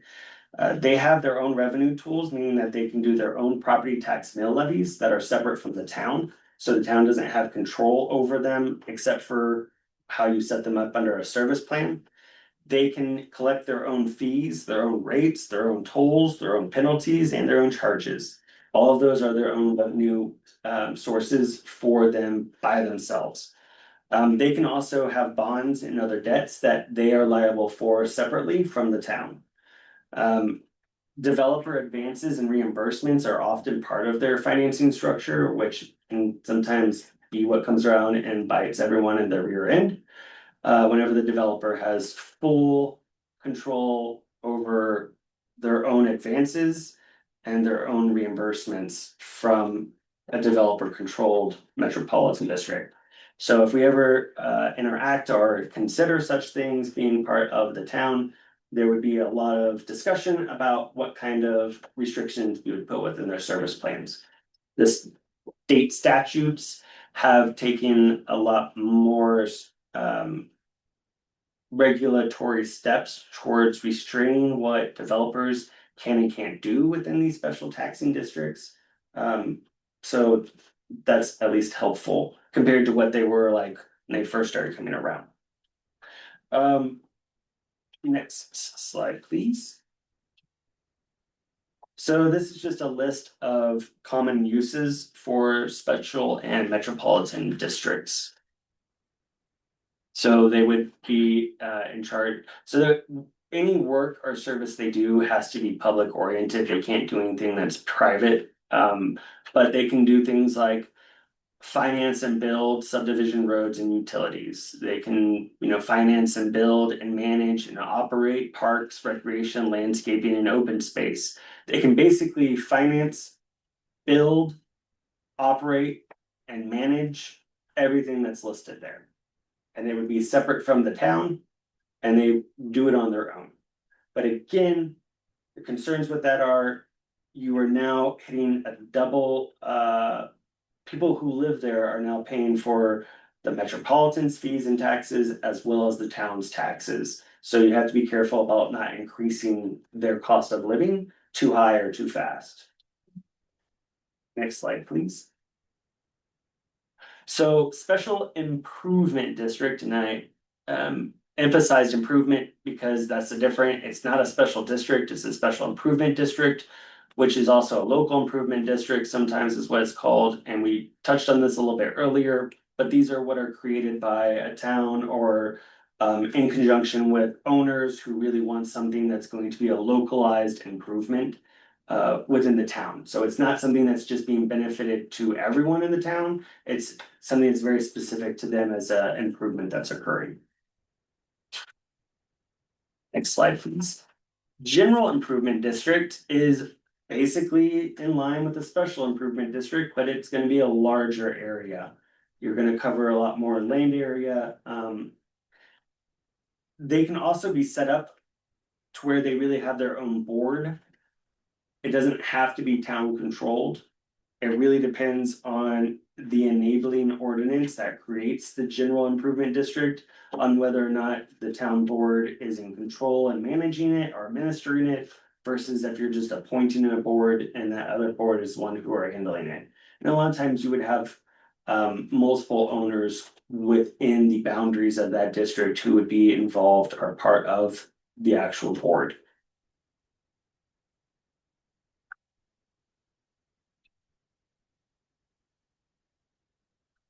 So a lot of times this is a practical fit. It's useful for area specific projects where the board wants a district structure, but the improvement is not necessarily a full metropolitan or special district need. Next slide, please. A business improvement district usually a lot of times ends up overlapping with other districts. It's really geared towards your commercial areas. A bid is separate from the town board, much like what we call a DDA, which we'll talk about probably next. It has its own board of directors, so that's why it's separate. You might really consider a bid if the commercial property owners that the bid would be put in place to benefit are wanting one. Bids can focus on capital improvements, they can focus on services, or they can focus on both. It really depends on what you're wanting them to accomplish. The practical fit for them really is it's best for the commercial cores, downtowns, maybe resort districts and corridors where the stakeholders want enhanced services or improvements above what the town-wide baseline is.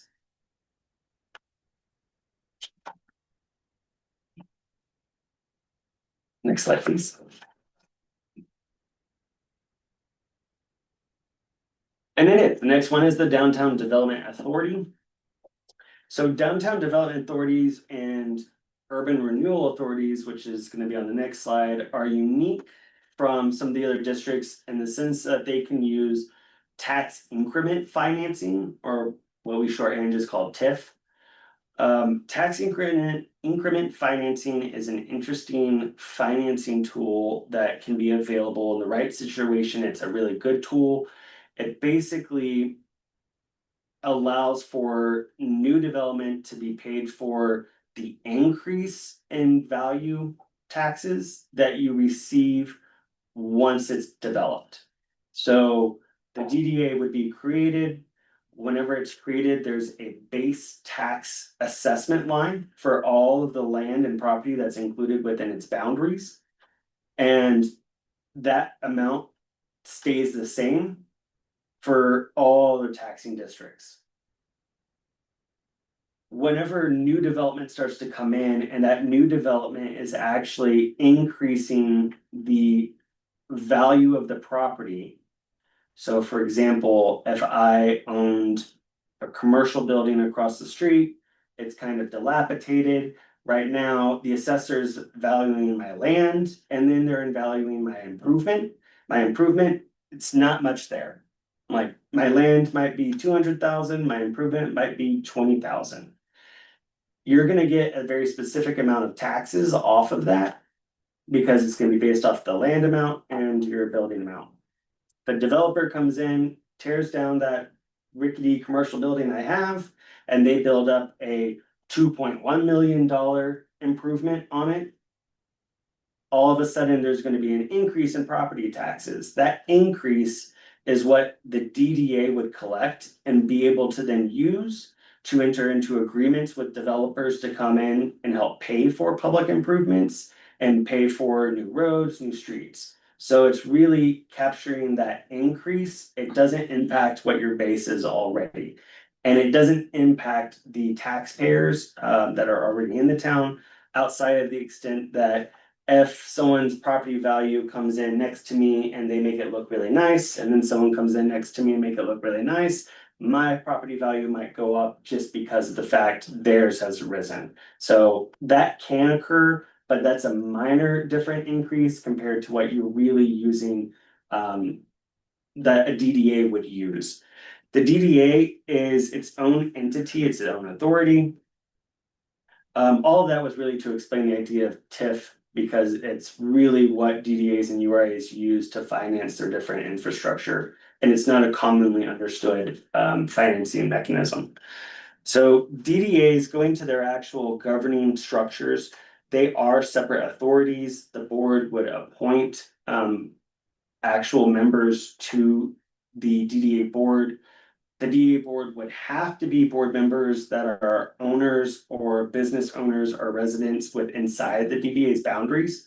The statute does limit our ability to appoint who we can appoint.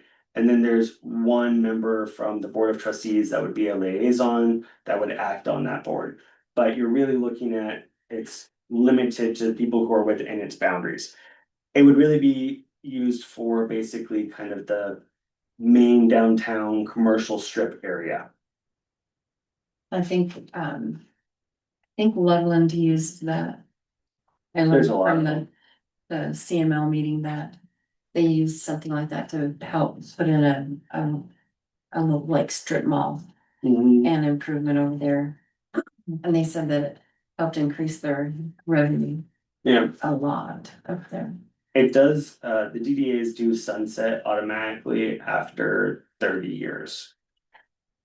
So you basically, it doesn't have to last that long, it really depends on how your ordinance sets it up, but the idea is once the DDA sunsets, then all of that increased tax revenue would then come to the town immediately.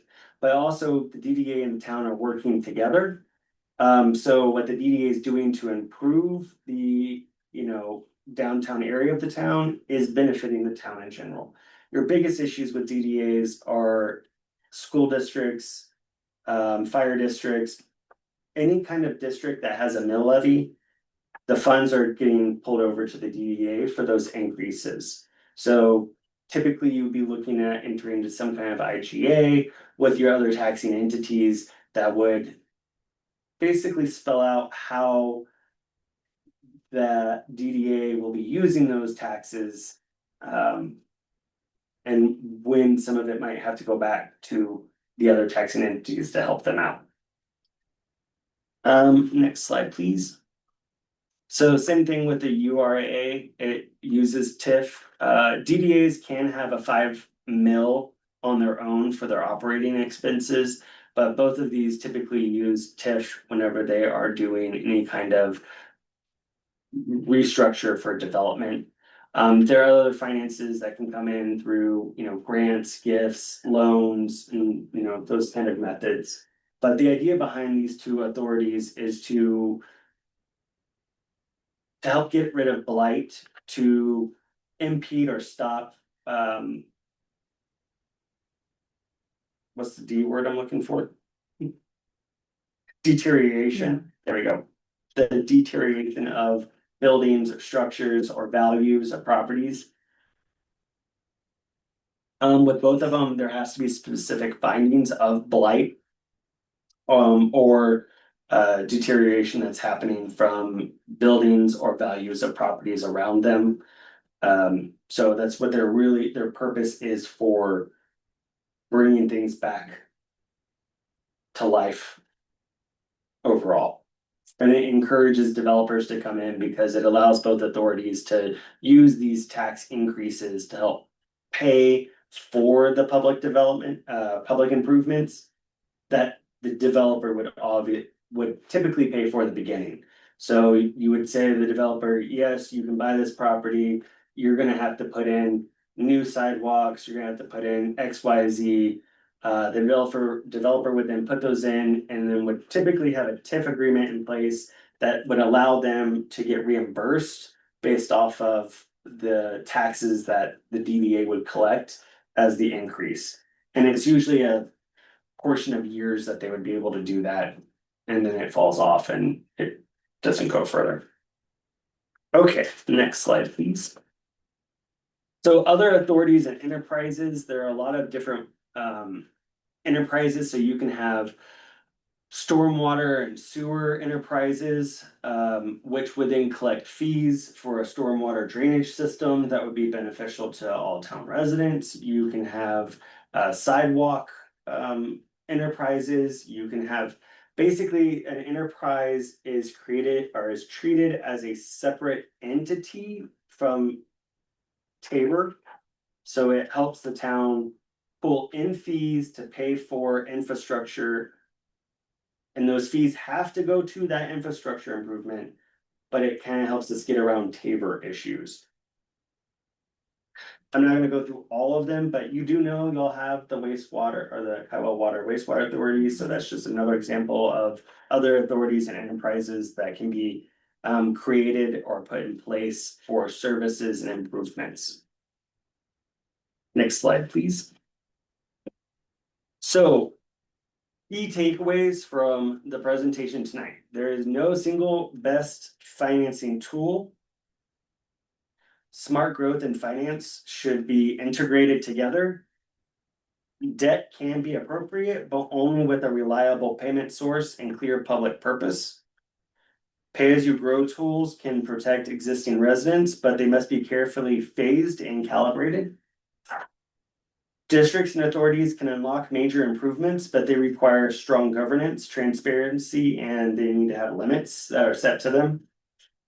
Recurring maintenance is important as an initial construction. And also it's important in consideration of how you're going to pay for it. Because again, a fee that you collect today is a one-time fee. It doesn't cover costs that are coming up in the future necessarily. Public-private financing tools work best when risks, costs, benefits, and performance obligations are clearly allocated. And I think it was good to bring this up tonight and provide y'all with this information because as you know, we are working underneath the Prop 123 grant funding and affordable housing funding. As we know, developments continue to be pushed towards the Kiowa area and we need to have more affordability in the town of Kiowa. Policy wise is what you as a board have been saying. When it comes to teachers, workers, affordability can be a big issue. It's an issue across the state. So one of the grant funding we received is for the community development specialist. And the team will be here next month's meeting to talk more about the growth. I'm trying to think of the right words to say. I don't want to put too far ahead. He's going to be talking about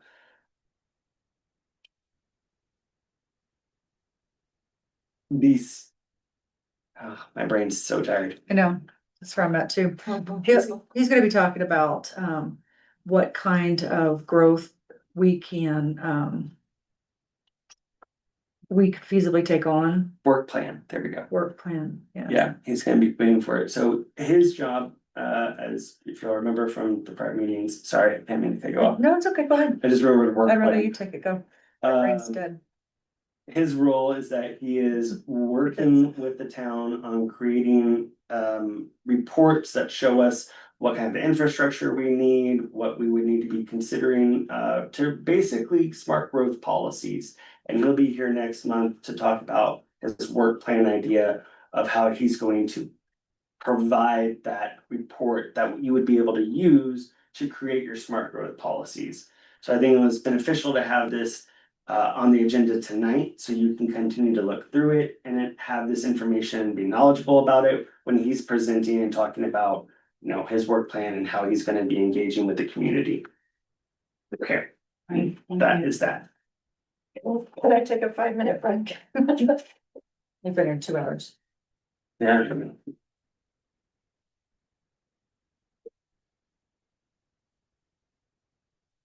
Hey. Sorry, we'll be taking a 5-minute break for those of you who are online. Sorry, folks.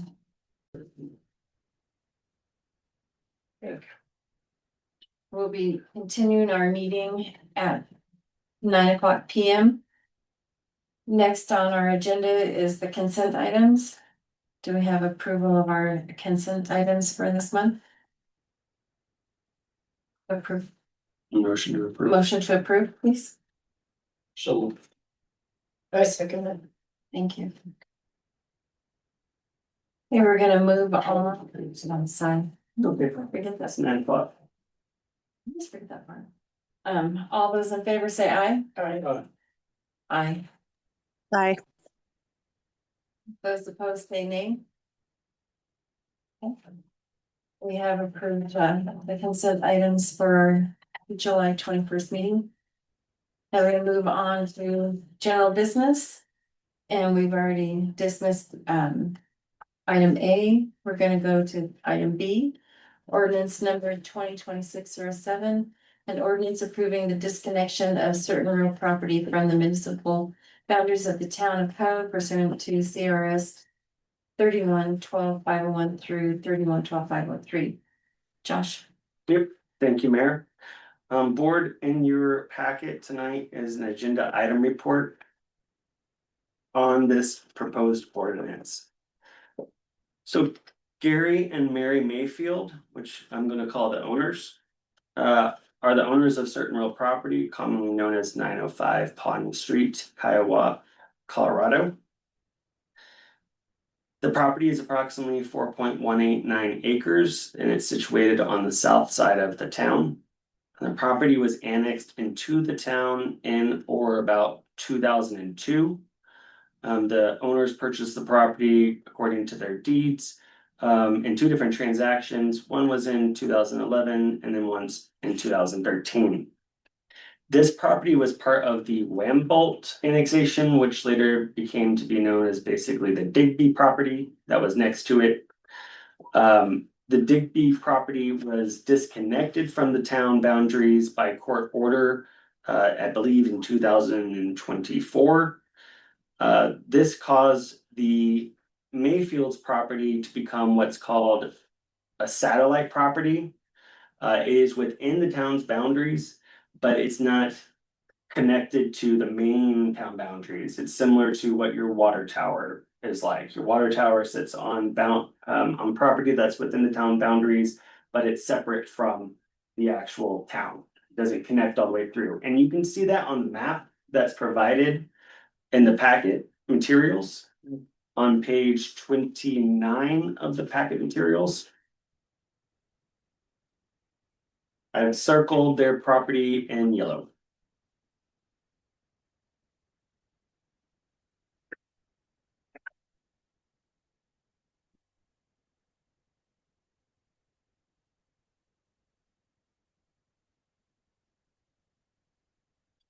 And if you're curious, the water tower is the bold lines that are out to the east of town. No, it's not that one. It's not in there, oh, okay, It is on 29 right here. you can see it on hers. So the owners have informed me that their property is serviced by a water well and its own septic system. Right. So it's not on the Kiowa water or on the sewer. The 2025 property taxes assessed by the town of Kiowa against the property was $656.47. So that represents how much the town received in property tax revenues from that property being within the town's boundaries. A copy of the notice of the property taxes that were due on the property is attached to your agenda item report. So under Colorado revised statutes, an owner of a tract of land that is within the municipal's boundaries, but adjacent to its border, which in this case, as you can see, the property itself is basically adjacent because it is the border of the town. It's a situation that occurs. The owner of that property may petition the town board for an ordinance that disconnects that land from the municipality. The board can enact an ordinance that effectuates a disconnection if the board is of the opinion that the best interests of the town will not be prejudiced by that disconnection. That finding is a discretionary policy determination for the board to make, and it's based on the record that would be before it, including the characteristics of the property, the relationship of the property to the town's municipal boundary, any operational or service impacts that it could have by disconnecting, and any comments or concerns from Elbert County or any affected special districts, and also the fiscal effect of removing the property from the town's boundaries. So when we consider those, we see that the property is zoned as PD, but it is used for residential purposes. And it will likely remain being used for residential purposes and use in the foreseeable future. The property is a satellite property, so it's not connected to the main boundaries of the town. The property is not serviced for water or sewer by the town or Kiowa Water and Wastewater Authority. And the town did not receive any comments or concerns from Elbert County or any affected special districts after they received notice of the application for disconnection. And we had to wait at least 30 days before we could bring this before you. So both the county and all special districts had the statutory amount of time allowed for them to bring forward any concerns they might have, and they have not. The board should consider whether the loss of the approximate $650 a year, together with any other identified impacts, would be a prejudice to the town's best interests. An ordinance has been drafted for your consideration. It includes measures, so basically, if the town was to, town board of trustees is to decide to move forward and allow the disconnection to occur, or what people call de-annexation, but it's disconnection really from a legal standpoint. If y'all were to say yes, you would vote to approve the ordinance. So the ordinance has been drafted to approve the disconnection. But it also includes measures that are intended to reduce potential prejudice to the town. So those include requiring the owners to pay the town's fees that it would incur to update its boundary map and any kind of related recording costs in order to file that with the clerk of the county. Any kind of certified ordinance that we would need to be filed with the clerk and recorder of the county. Those are costs that the owners need to pay. The taxpayers don't need to be paying for a benefit this one owner is going to receive if they were to disconnect their land from the town. That's a common requirement. The other ones are that the ordinance includes measures that preserve the town's rights with respect to any kind of qualifying unpaid municipal indebtedness, delaying the effectiveness of the disconnection until the ordinance is effective under your charter, and also delaying it until all kind of vested property rights, if any, which there are any, and all fees are paid. So basically, if you approve the ordinance tonight, it wouldn't become effective until it's been published and the actual disconnection occurs whenever the recorded ordinance is, sorry, whenever a certified copy of the ordinance is recorded with the clerk and recorder, but the ordinance have language in it that says that we can't do that step until all fees and costs of the town are paid for by the owners related to it. So there's that financial protection in place for the town. So based on the characteristics of the property, the relationship of the property to the town's municipal boundaries, the lack of operational or service impacts and the protections in the ordinance, you could determine that the disconnection will not prejudice the town's best interest, notwithstanding the approximate $6.50 in annual property tax impact. If you conclude that the non-tax fiscal impacts are limited and adequately addressed by the ordinance. The recommendation that we have really is just for you to review the materials, confirm that the ordinance conditions and statutory procedures have been satisfied, which the statutory procedures have been satisfied. And also just consider whether or not you'll want to adopt the ordinance. If you don't want to adopt the ordinance, which means that you don't want to approve the disconnection, then you take no action. You don't have to, motion to deny the ordinance. You just don't take any action to approve it. There are motion options that are included for you on page 4 of the AIR, which is page 31. Those include approval with revisions, and also if you wanted to continue the item and not make any decision tonight on it. What is a PD? What is zone PD? What is PD? It is a planned development, which is basically means that its zoning is controlled by a document that's been approved through a development agreement. And it's a zoning that's allowed underneath the town zoning that allows for different types of uses. But those uses are controlled by the agreement itself or the PD that's recorded. So it's not purely residential, it's not purely commercial. It was zoned to that when Yeah. Wambolt and Craft. So is that going to stay at that zoning? If So that wouldn't really, doesn't matter. it really wouldn't matter for the town outside of the fact that it would revert to whatever the county zoning, underlying zoning would be. Ultimately, the county would decide that.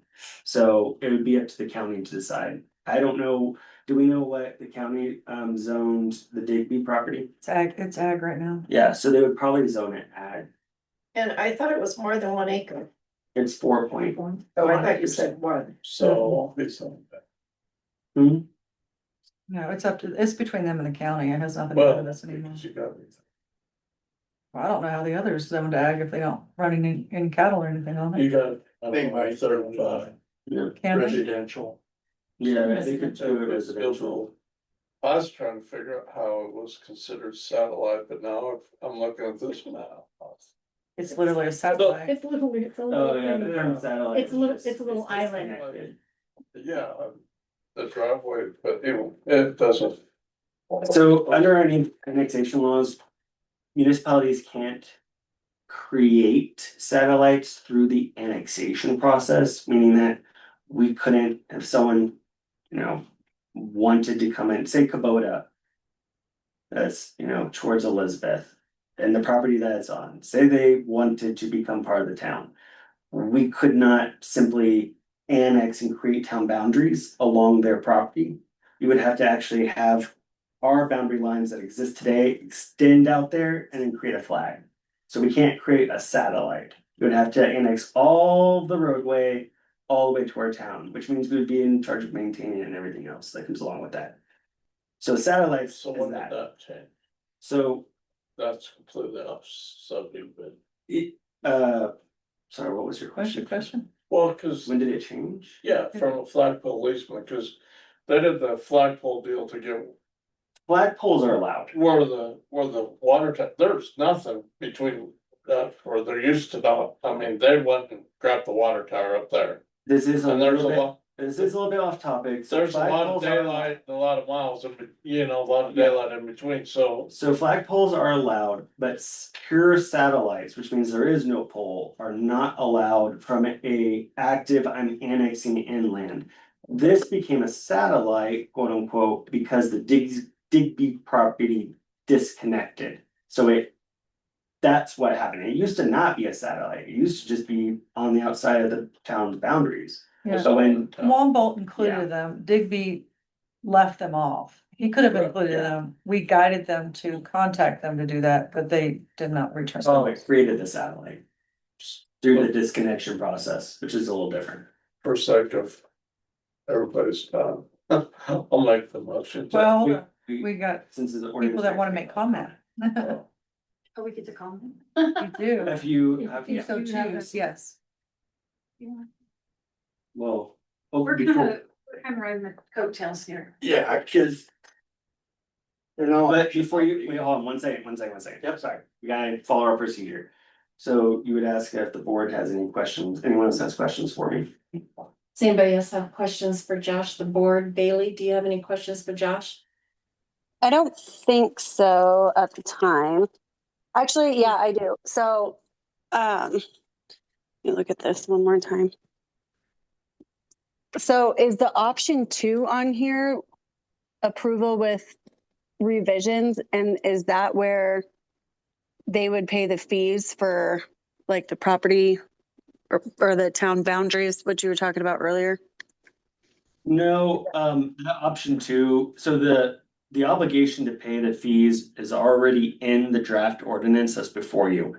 If anyone had any revisions they wanted to make to the ordinance. Or any additional conditions they wanted to include, option 2 would be appropriate. Okay, thank you. You're welcome. No, public comment? Move on, to public comment, go ahead. So you would have to come up, state your name, where you live. Dean McAllister, new residence at 905 Pawnee. Oh, We just bought the house. well, isn't that fascinating? Yeah, that's why we're here. We're putting it together now. Well, they started this long before we were Yeah. gonna buy it, so. Any clue what the fees would be? Oh. On having the map redrawn or Oh. that kind of stuff? I don't right now. Okay. Well, now it doubled. Huh? Yeah, now they double, triple every time I talk. That's pretty much what I had, but also the town has already granted the water rights back to us also. Yes. So you guys know that happened with the Yes, it did. Digby Yeah, stuff, we know so. that. We did that first Right, because that was within our ability to do immediately. immediately. Yeah, the annexation, de-annexation was not, and I don't know why Digby left them off. We kept trying to guide them over to have a discussion with Digby's attorney to include them before it was completed, but it never happened. And, or Digby's attorney never got back to them, whatever. Yeah, that's another story. Yeah, I know, I know, But, unfortunately. I mean, yeah. We're kinda here, we just bought the place, we haven't even moved in yet, so. I don't, So is that? Do y'all want us to pursue this ordinance? I wanna That's pursue why we're it. here. yeah, Yeah, we do wanna That's- pursue it. Recently, when we bought it, yeah. we're under the assumption that it was. It was already done. Pretty just. No, so I is mean, it, it's not, already had a swell, it had a septic. That's kind of why we're going forward with this, is Okay, connecting to the town water and sewage. so that I don't think explains it'd be an the option right now. yeah, different states, so. Anyway, hey. Is there a motion to approve ordinance 2026-07, Town of Kiowa, Colorado? An ordinance approving the disconnection of certain real property from the municipal boundaries of the town of Kiowa pursuant to CRS 3112-501 through 3112-503. Gonna make a motion on that? So moved. Approve it? Second it. Did I do that correctly? Yeah, that's fine. Can we tell you option? So, Do you want us to do option 1, 2, or That'd be 3? great if you did follow option one. You read it? we'll move to option 1. Option. Okay, A second. Does that make you smile? Whatever makes Josh feel. well, I thought we weren't really considering. Well, he gets, You- yeah, because he listed them, you gotta give which one you're. Yeah, but he said voting to option one. approve. All right, so, we have, should I say we've approved? No, all in No. favor? All Yeah, in favor? Okay, so. You did second. Yeah. Want a second? Bonus, I got it. All in favor, say aye. Aye. All those opposed, say nay. Okay, now we've passed ordinance 2026-07. Correct? Correct. It was just. So, Anything else I need? Appreciate it. You're very welcome. Thank you for sitting through our meeting. No, This is- What? Oh, I'm still learning. Yeah. Yeah, We all are. well, Okay, so I can sign that later? So is that the one for the fees that we need to pay? No, those will be calculated at Yeah. another date. With- I'll, to the county and figure out what they're. what that's gonna. Yeah, and then we would Okay. talk to you. Yep. Yeah, I'll get that figured out. Okay, perfect. Yeah, just let us know. Note. We'll come pay it. Got a note. Okay, now we can move on to item C. Resolution 2026-14, a resolution supporting the creation of the Darrell Abbey Community Service Scholarship Program for Kiowa High School seniors. And I think we talked about this a while back, right? Getting this, This resolution just formally puts it in place. yes. We still need to work through the processes on how, it'll be run, but, having it in place allows us to better have those conversations. So did anybody read that, recommendations on ideas how to set up the funding and stuff for the scholarship? Did you guys get that information? I haven't got that one around to everyone yet. No. So this resolution is basically saying that you're supporting the creation of the scholarship program. It's not actually adopting a scholarship program yet.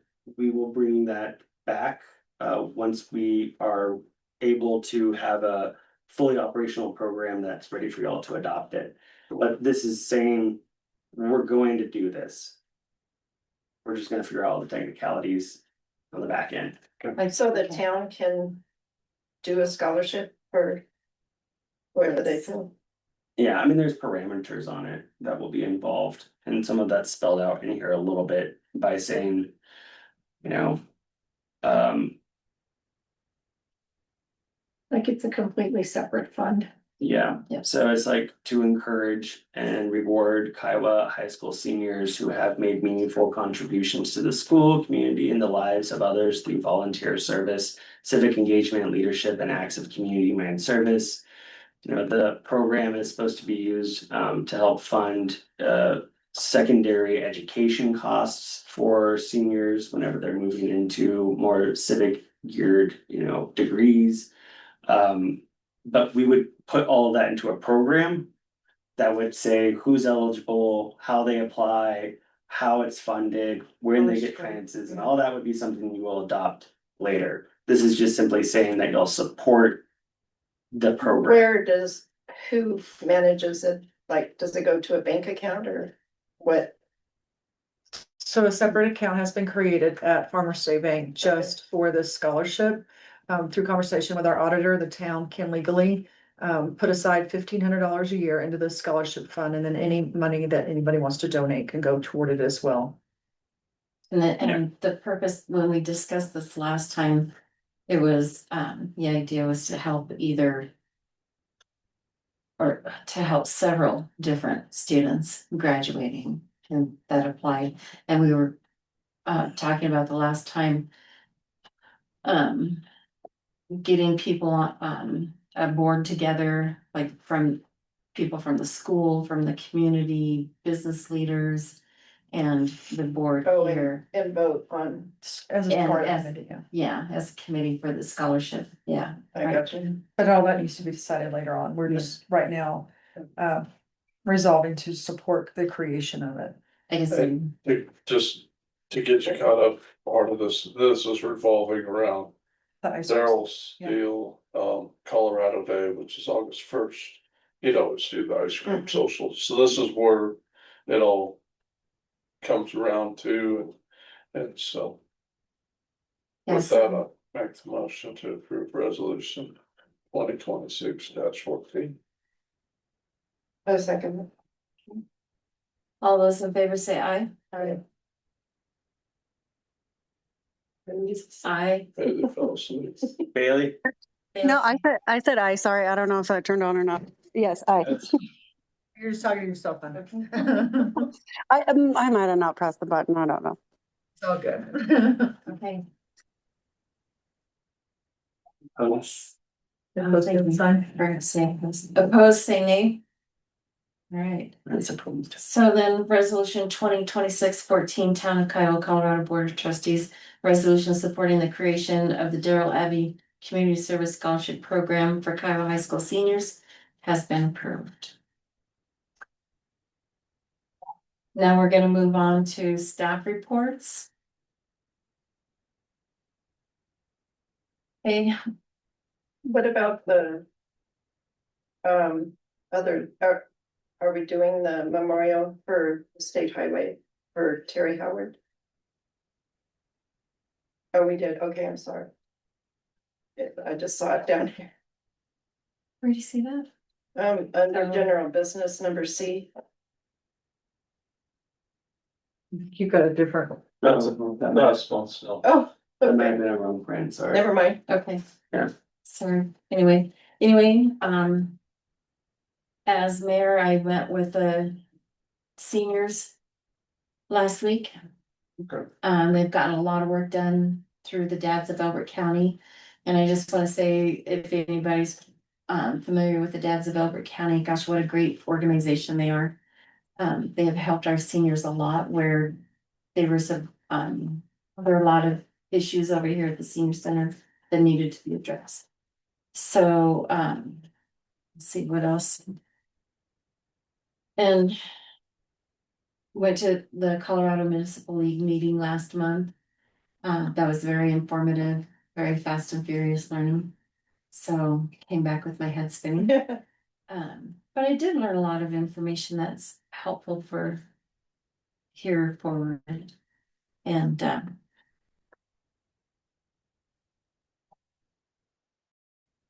think that was pretty much it. And I do apologize for that. I am in a lot of pain at the moment, so hard to kind of think, but go ahead and board, anybody else have anything to say?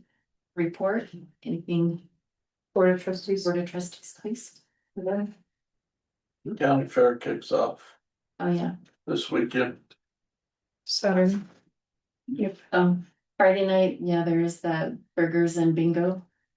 They're doing that on Friday night instead of, last year they did a fashion show, I think it was, so this year they're doing the. Yeah, I had a lot of people comment, on the flyer that they are excited about that. Yeah, I think it's gonna be a big Yeah. turnout. Okay. Oh, doesn't want to go bingo. Dale wants to go to burgers and bingo. Yeah. Well, then With bingo.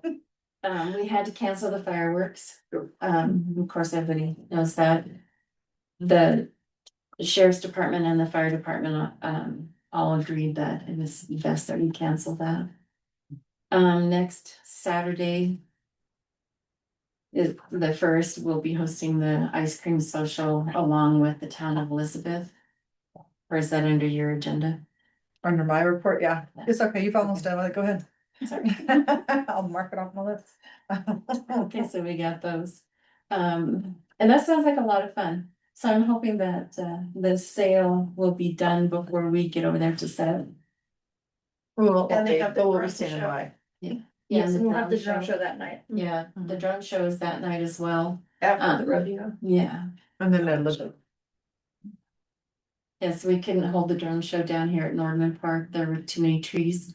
So we partnered with the fairgrounds and they decided, or the fair. Oh, well, that's good because everyone's gonna be at the fairgrounds. Yeah, so it'd be great to share that with everyone since it was gifted to us. Yeah. Okay. Anybody else? Josh? Thank you, Mayor. Quick update on the Mavericks litigation. We were continuing to discuss with our defense counsel options on getting the litigation moving forward or towards settlement, because we haven't been getting anything from the Mavericks side. We kept informing them what we need from them in order to enter into or bring settlement agreements before the board, and for some reason they just never provided the information that we kept requesting. But as of today, we have received an email from a receivership entity that says that it is now taking over receivership of all operation and financing control of Mavericks. So maybe that's why we haven't really been hearing a lot from them. We will, my office will reach out to the defense attorney with Sursa, as well as the receivers, to see if we can get this resolved and finished. The other one is the zoning code. The planning commission at their last meeting approved and recommended approval of the new zoning code. So that will be coming to you next month at the Board of Trustees meeting. It will be a public hearing. And we have posted notice of that, so that'll be coming out on Thursday. And you will be reviewing through the zoning code as it has been recommended for approval. I'll get that out to y'all earlier so y'all can start reviewing it before necessarily the packet goes out, because it is a lot of information. But just letting y'all know it'll be coming before y'all the next month, and if everything goes well, then we'll have our new zoning code in place finally. And that is what I have. Other than it's just lovely to be here with y'all tonight. Tim? Brown eyes. So I'm gonna give you a grants update first. It's not warm and fuzzy. We were not successful in our bid for the build grant. They only funded two Colorado projects. They funded a railroad going up Levita Pass, and they funded an interchange in Adams County. So we are going back to the drawing board. Kimberly Horn is not discouraged whatsoever. We have a meeting next week with Kimberly Horn and CDOT personnel to discuss our options. And then we still have the fact that CDOT did include us in their 10-year plan with this project. So that has given us a $5 million, as I said, match, to any grant that we apply for. So we're still in the game. It's no problem there. And if Kinley Horn and CDOT aren't concerned about it, I'm not gonna get wrapped around it right now. We just go back to the table and figure out where we go next. All of our other grants are on track. I just completed the second quarter reporting on all of them. So we're good in that regard. And all those projects are successfully moving forward right now. One of them will be presented to you in some form or fashion at the next meeting. So you can get an update on that. Town parks, that's, one of our successful ones. Right now, we're working through, this one is a little different than my usual reimbursement ones. We spend the money, we applied, send a report, get reimbursed for the money we spend. What GoCo does is we submit a request for 75% of the grant that was funded to us. And we use that to do our project. And the last 25% of that would be reimbursed to us at completion of the project. I'm sure a lot of you have already seen, the tennis court is completely out at Norman Park now. That was a project all on its own. It was 12 feet deep on the original, not 12 feet, I'm sorry, 12 inches deep. That was Wow. 12 inches deep. The initial one. But they created a swimming pool. Yeah, well, Treated the whole it's fencing. ridiculous. It all was the 12 fence. inches deep on the bottom. And we were lucky enough when we pulled off the top layer, because there was 2 layers to it. We found the original stamp from 1973 when they put that one in. that's cool. And we saved that to utilize back in the park at some Did you point. find it and all that? I don't know after because we did take an additional 4 inches off the top that was laid over that. When they laid that over the top, that effectively went down and cemented down all All the the fencing fence. all the way around the Not just bottom. the posts. Yeah, so All we the- were not able to Yeah, pull that okay. out in a very nice way and neatly wrap it up and give it away like we thought we were going to be able to. It was destroyed. And in the process, one of those poles came down because it was rotted in the ground and came down and broke the light and the cameras that are attached to it. So things happen. We work through it. I'm glad it came down now and not during an event when somebody's walking underneath it. So you gotta find that silver lining there. But it is all out. And the good news about that is that leaves, a clean, slate for Clary to come in and put our pavilion up. And this is important right now because GoCo has chosen our community as one of them to do a road show in. And so they'll be coming out here August 26th from 10 till noon with a bunch of other municipalities and entities that they've invited out here for us to present what our project is. This will give us something to show as progress toward that project getting started, and then also speak to what our plan is for the parks. And explain kind of the procedure that we had to go through. You know, we weren't successful that first time in our bid to get invited for application. And speaking to what that process was like, those communications with GoCo and those meetings, and then the collaborations we created with the schools and then nonprofits.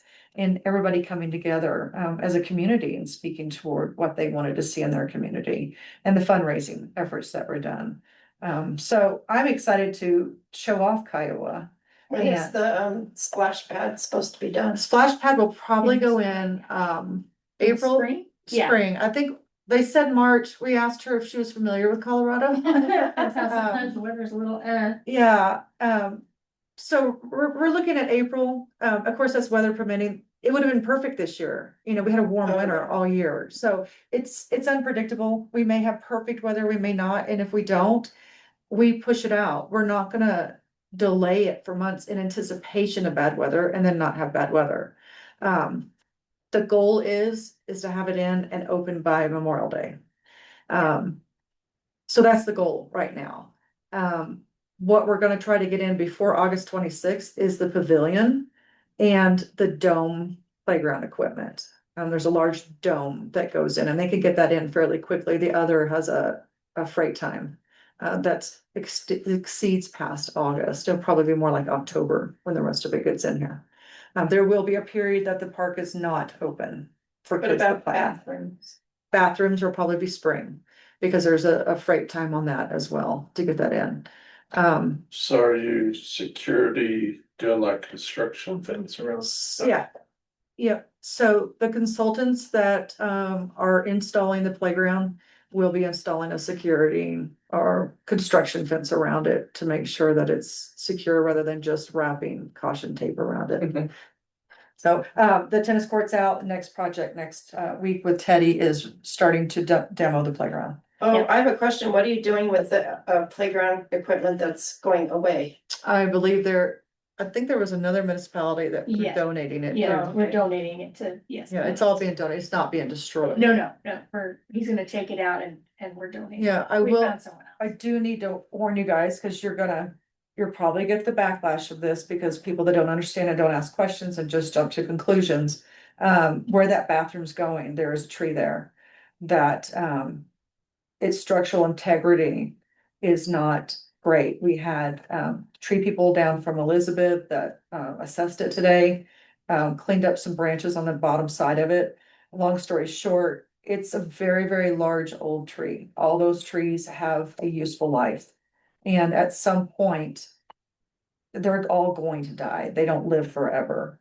And the concern is that that tree could cause, issues with the splash pad and with the bathroom structure. Big cottonwood tree. Yeah, well, And it's the pine, it's the pine. it's the pine. So we already need to discuss this with the plans from town hall, because they're kind of similar trees to the ones we have out As far here. as age. And during the discussion, we decided that it's probably best safety wise to just remove that large tree and just replace it now with a cottonless cottonwood, something that will grow 3 to 5 feet a year, provide shade. the shade that we need in a fairly quick amount of time over there. but we also have a tree that's replacing it and is growing at the same time. These are aging and probably gonna end up dying. So we're not gonna be left with a park that has no trees at some point. Haven't heard of cottons. They Oh, do yeah. have cottonless cotton. Yes, I have them in my yard in Gillette. We have a lot of them out. They in don't make California. fluff. They get What- big like cottonwood, but Do they no. drink water like a- That's, They do Yes. drink the water. They drink water. Yeah. Fish in trees. And we have some cottonwoods already at the park, at the back by the playground. So, This isn't our problem, but the huge tree that's across from my gas pumps that CDOT is the one on, that fell down, yeah, what do I we do saw about that the other day. I don't know. I just noticed that Well, on it happened a Thursday. couple of weeks ago. The wind actually just blew it. Oh, and did it? Split that Oh. whole. Cause I didn't think it was like that before. I just noticed No. it coming back into town. I'm like, how did I never see that? So So- it just happened. That's why. I've A never couple of seen it. weeks ago, when Okay. it was really, really windy. Those trees, oh, when we had our meeting, our pre-construction meeting, one of the commissioners suggested that we donate those to the tree bank or the firewood bank. And they immediately said, we don't want those. We can't do anything with those. So then we thought, maybe the school will take them for wood projects. They don't want them either. Those trees They have no burn so value to them in yeah. any form or fashion. So they're being mulched and just spread back out into nature. And that may be what we end up doing with this one. I'm But not sure who's yet. in charge of, That would be CDOT. That would be CDOT. so who? To call CDOT?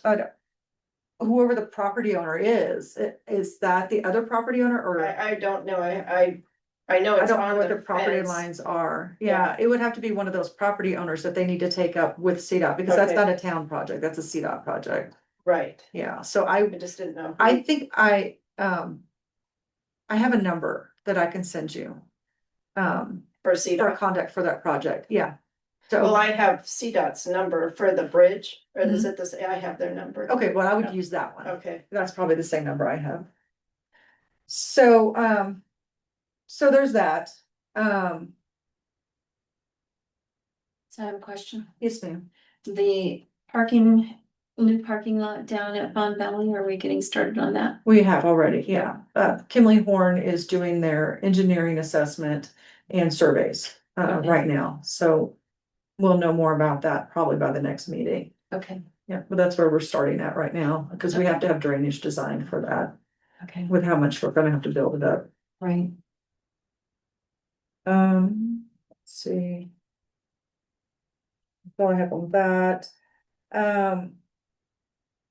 We have established a bank account over at Farmer State Bank for the Darrell Abbey Scholarship Fund. And we've already had one citizen donate. Mr. Kirch Yeah. from the car wash immediately came down here and donated some money toward that. And said that he had 2 or 3 other people that he has shared it with. And he also, I believe, spoke to the Elbert County News last week, and Yeah. a story came out yesterday, I noticed, speaking to it. So they're setting the stage for us to formally introduce it to the public at the ice cream social, which will be the 50th year of it this year. Yeah. Yeah, and we, I love the picture she used for the newspaper because that was the last picture we had of him at last year's ice cream social. Right. So it was really special. So yeah, so this year is gonna be the 50th of the ice cream social, 150th for Colorado and 250 for the United States. So Yeah. it's gonna be a pretty big celebration. Yeah. Yeah. With that said, and I know, the mayor talked a lot about the ice cream social.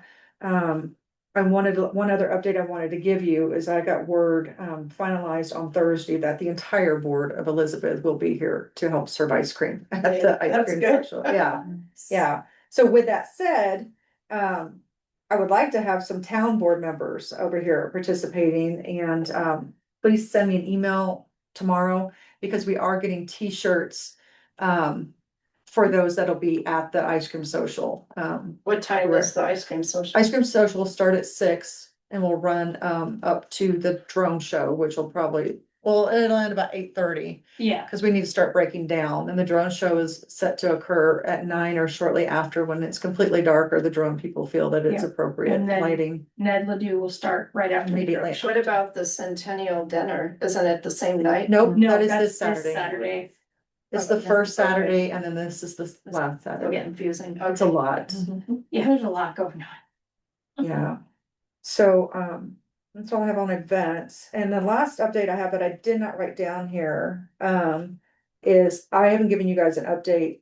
My little sabbatical with family medical issues, caused me to get an extension of both the water authority and the town's audits. So those will be completed by September. So I have not given you that update yet, so I just want to make sure I did that. Let's see. That's all I have right now.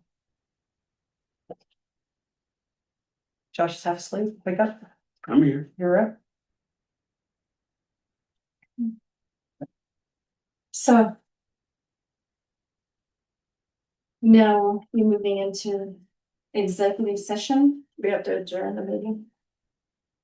Cheers for reading. Yes, so sorry for us to read this.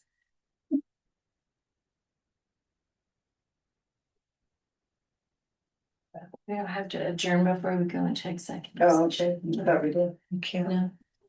Okay. Kim, is the email that you sent me still good for executive session for tonight? Yes, it should be. That's the one I'm gonna use. All right, I will meet you on that. Okay, so, Wait, no, you have to Wait, hold stay. on, Bailey. okay, so motion to go Bailey? into executive session. Yes. Don't go.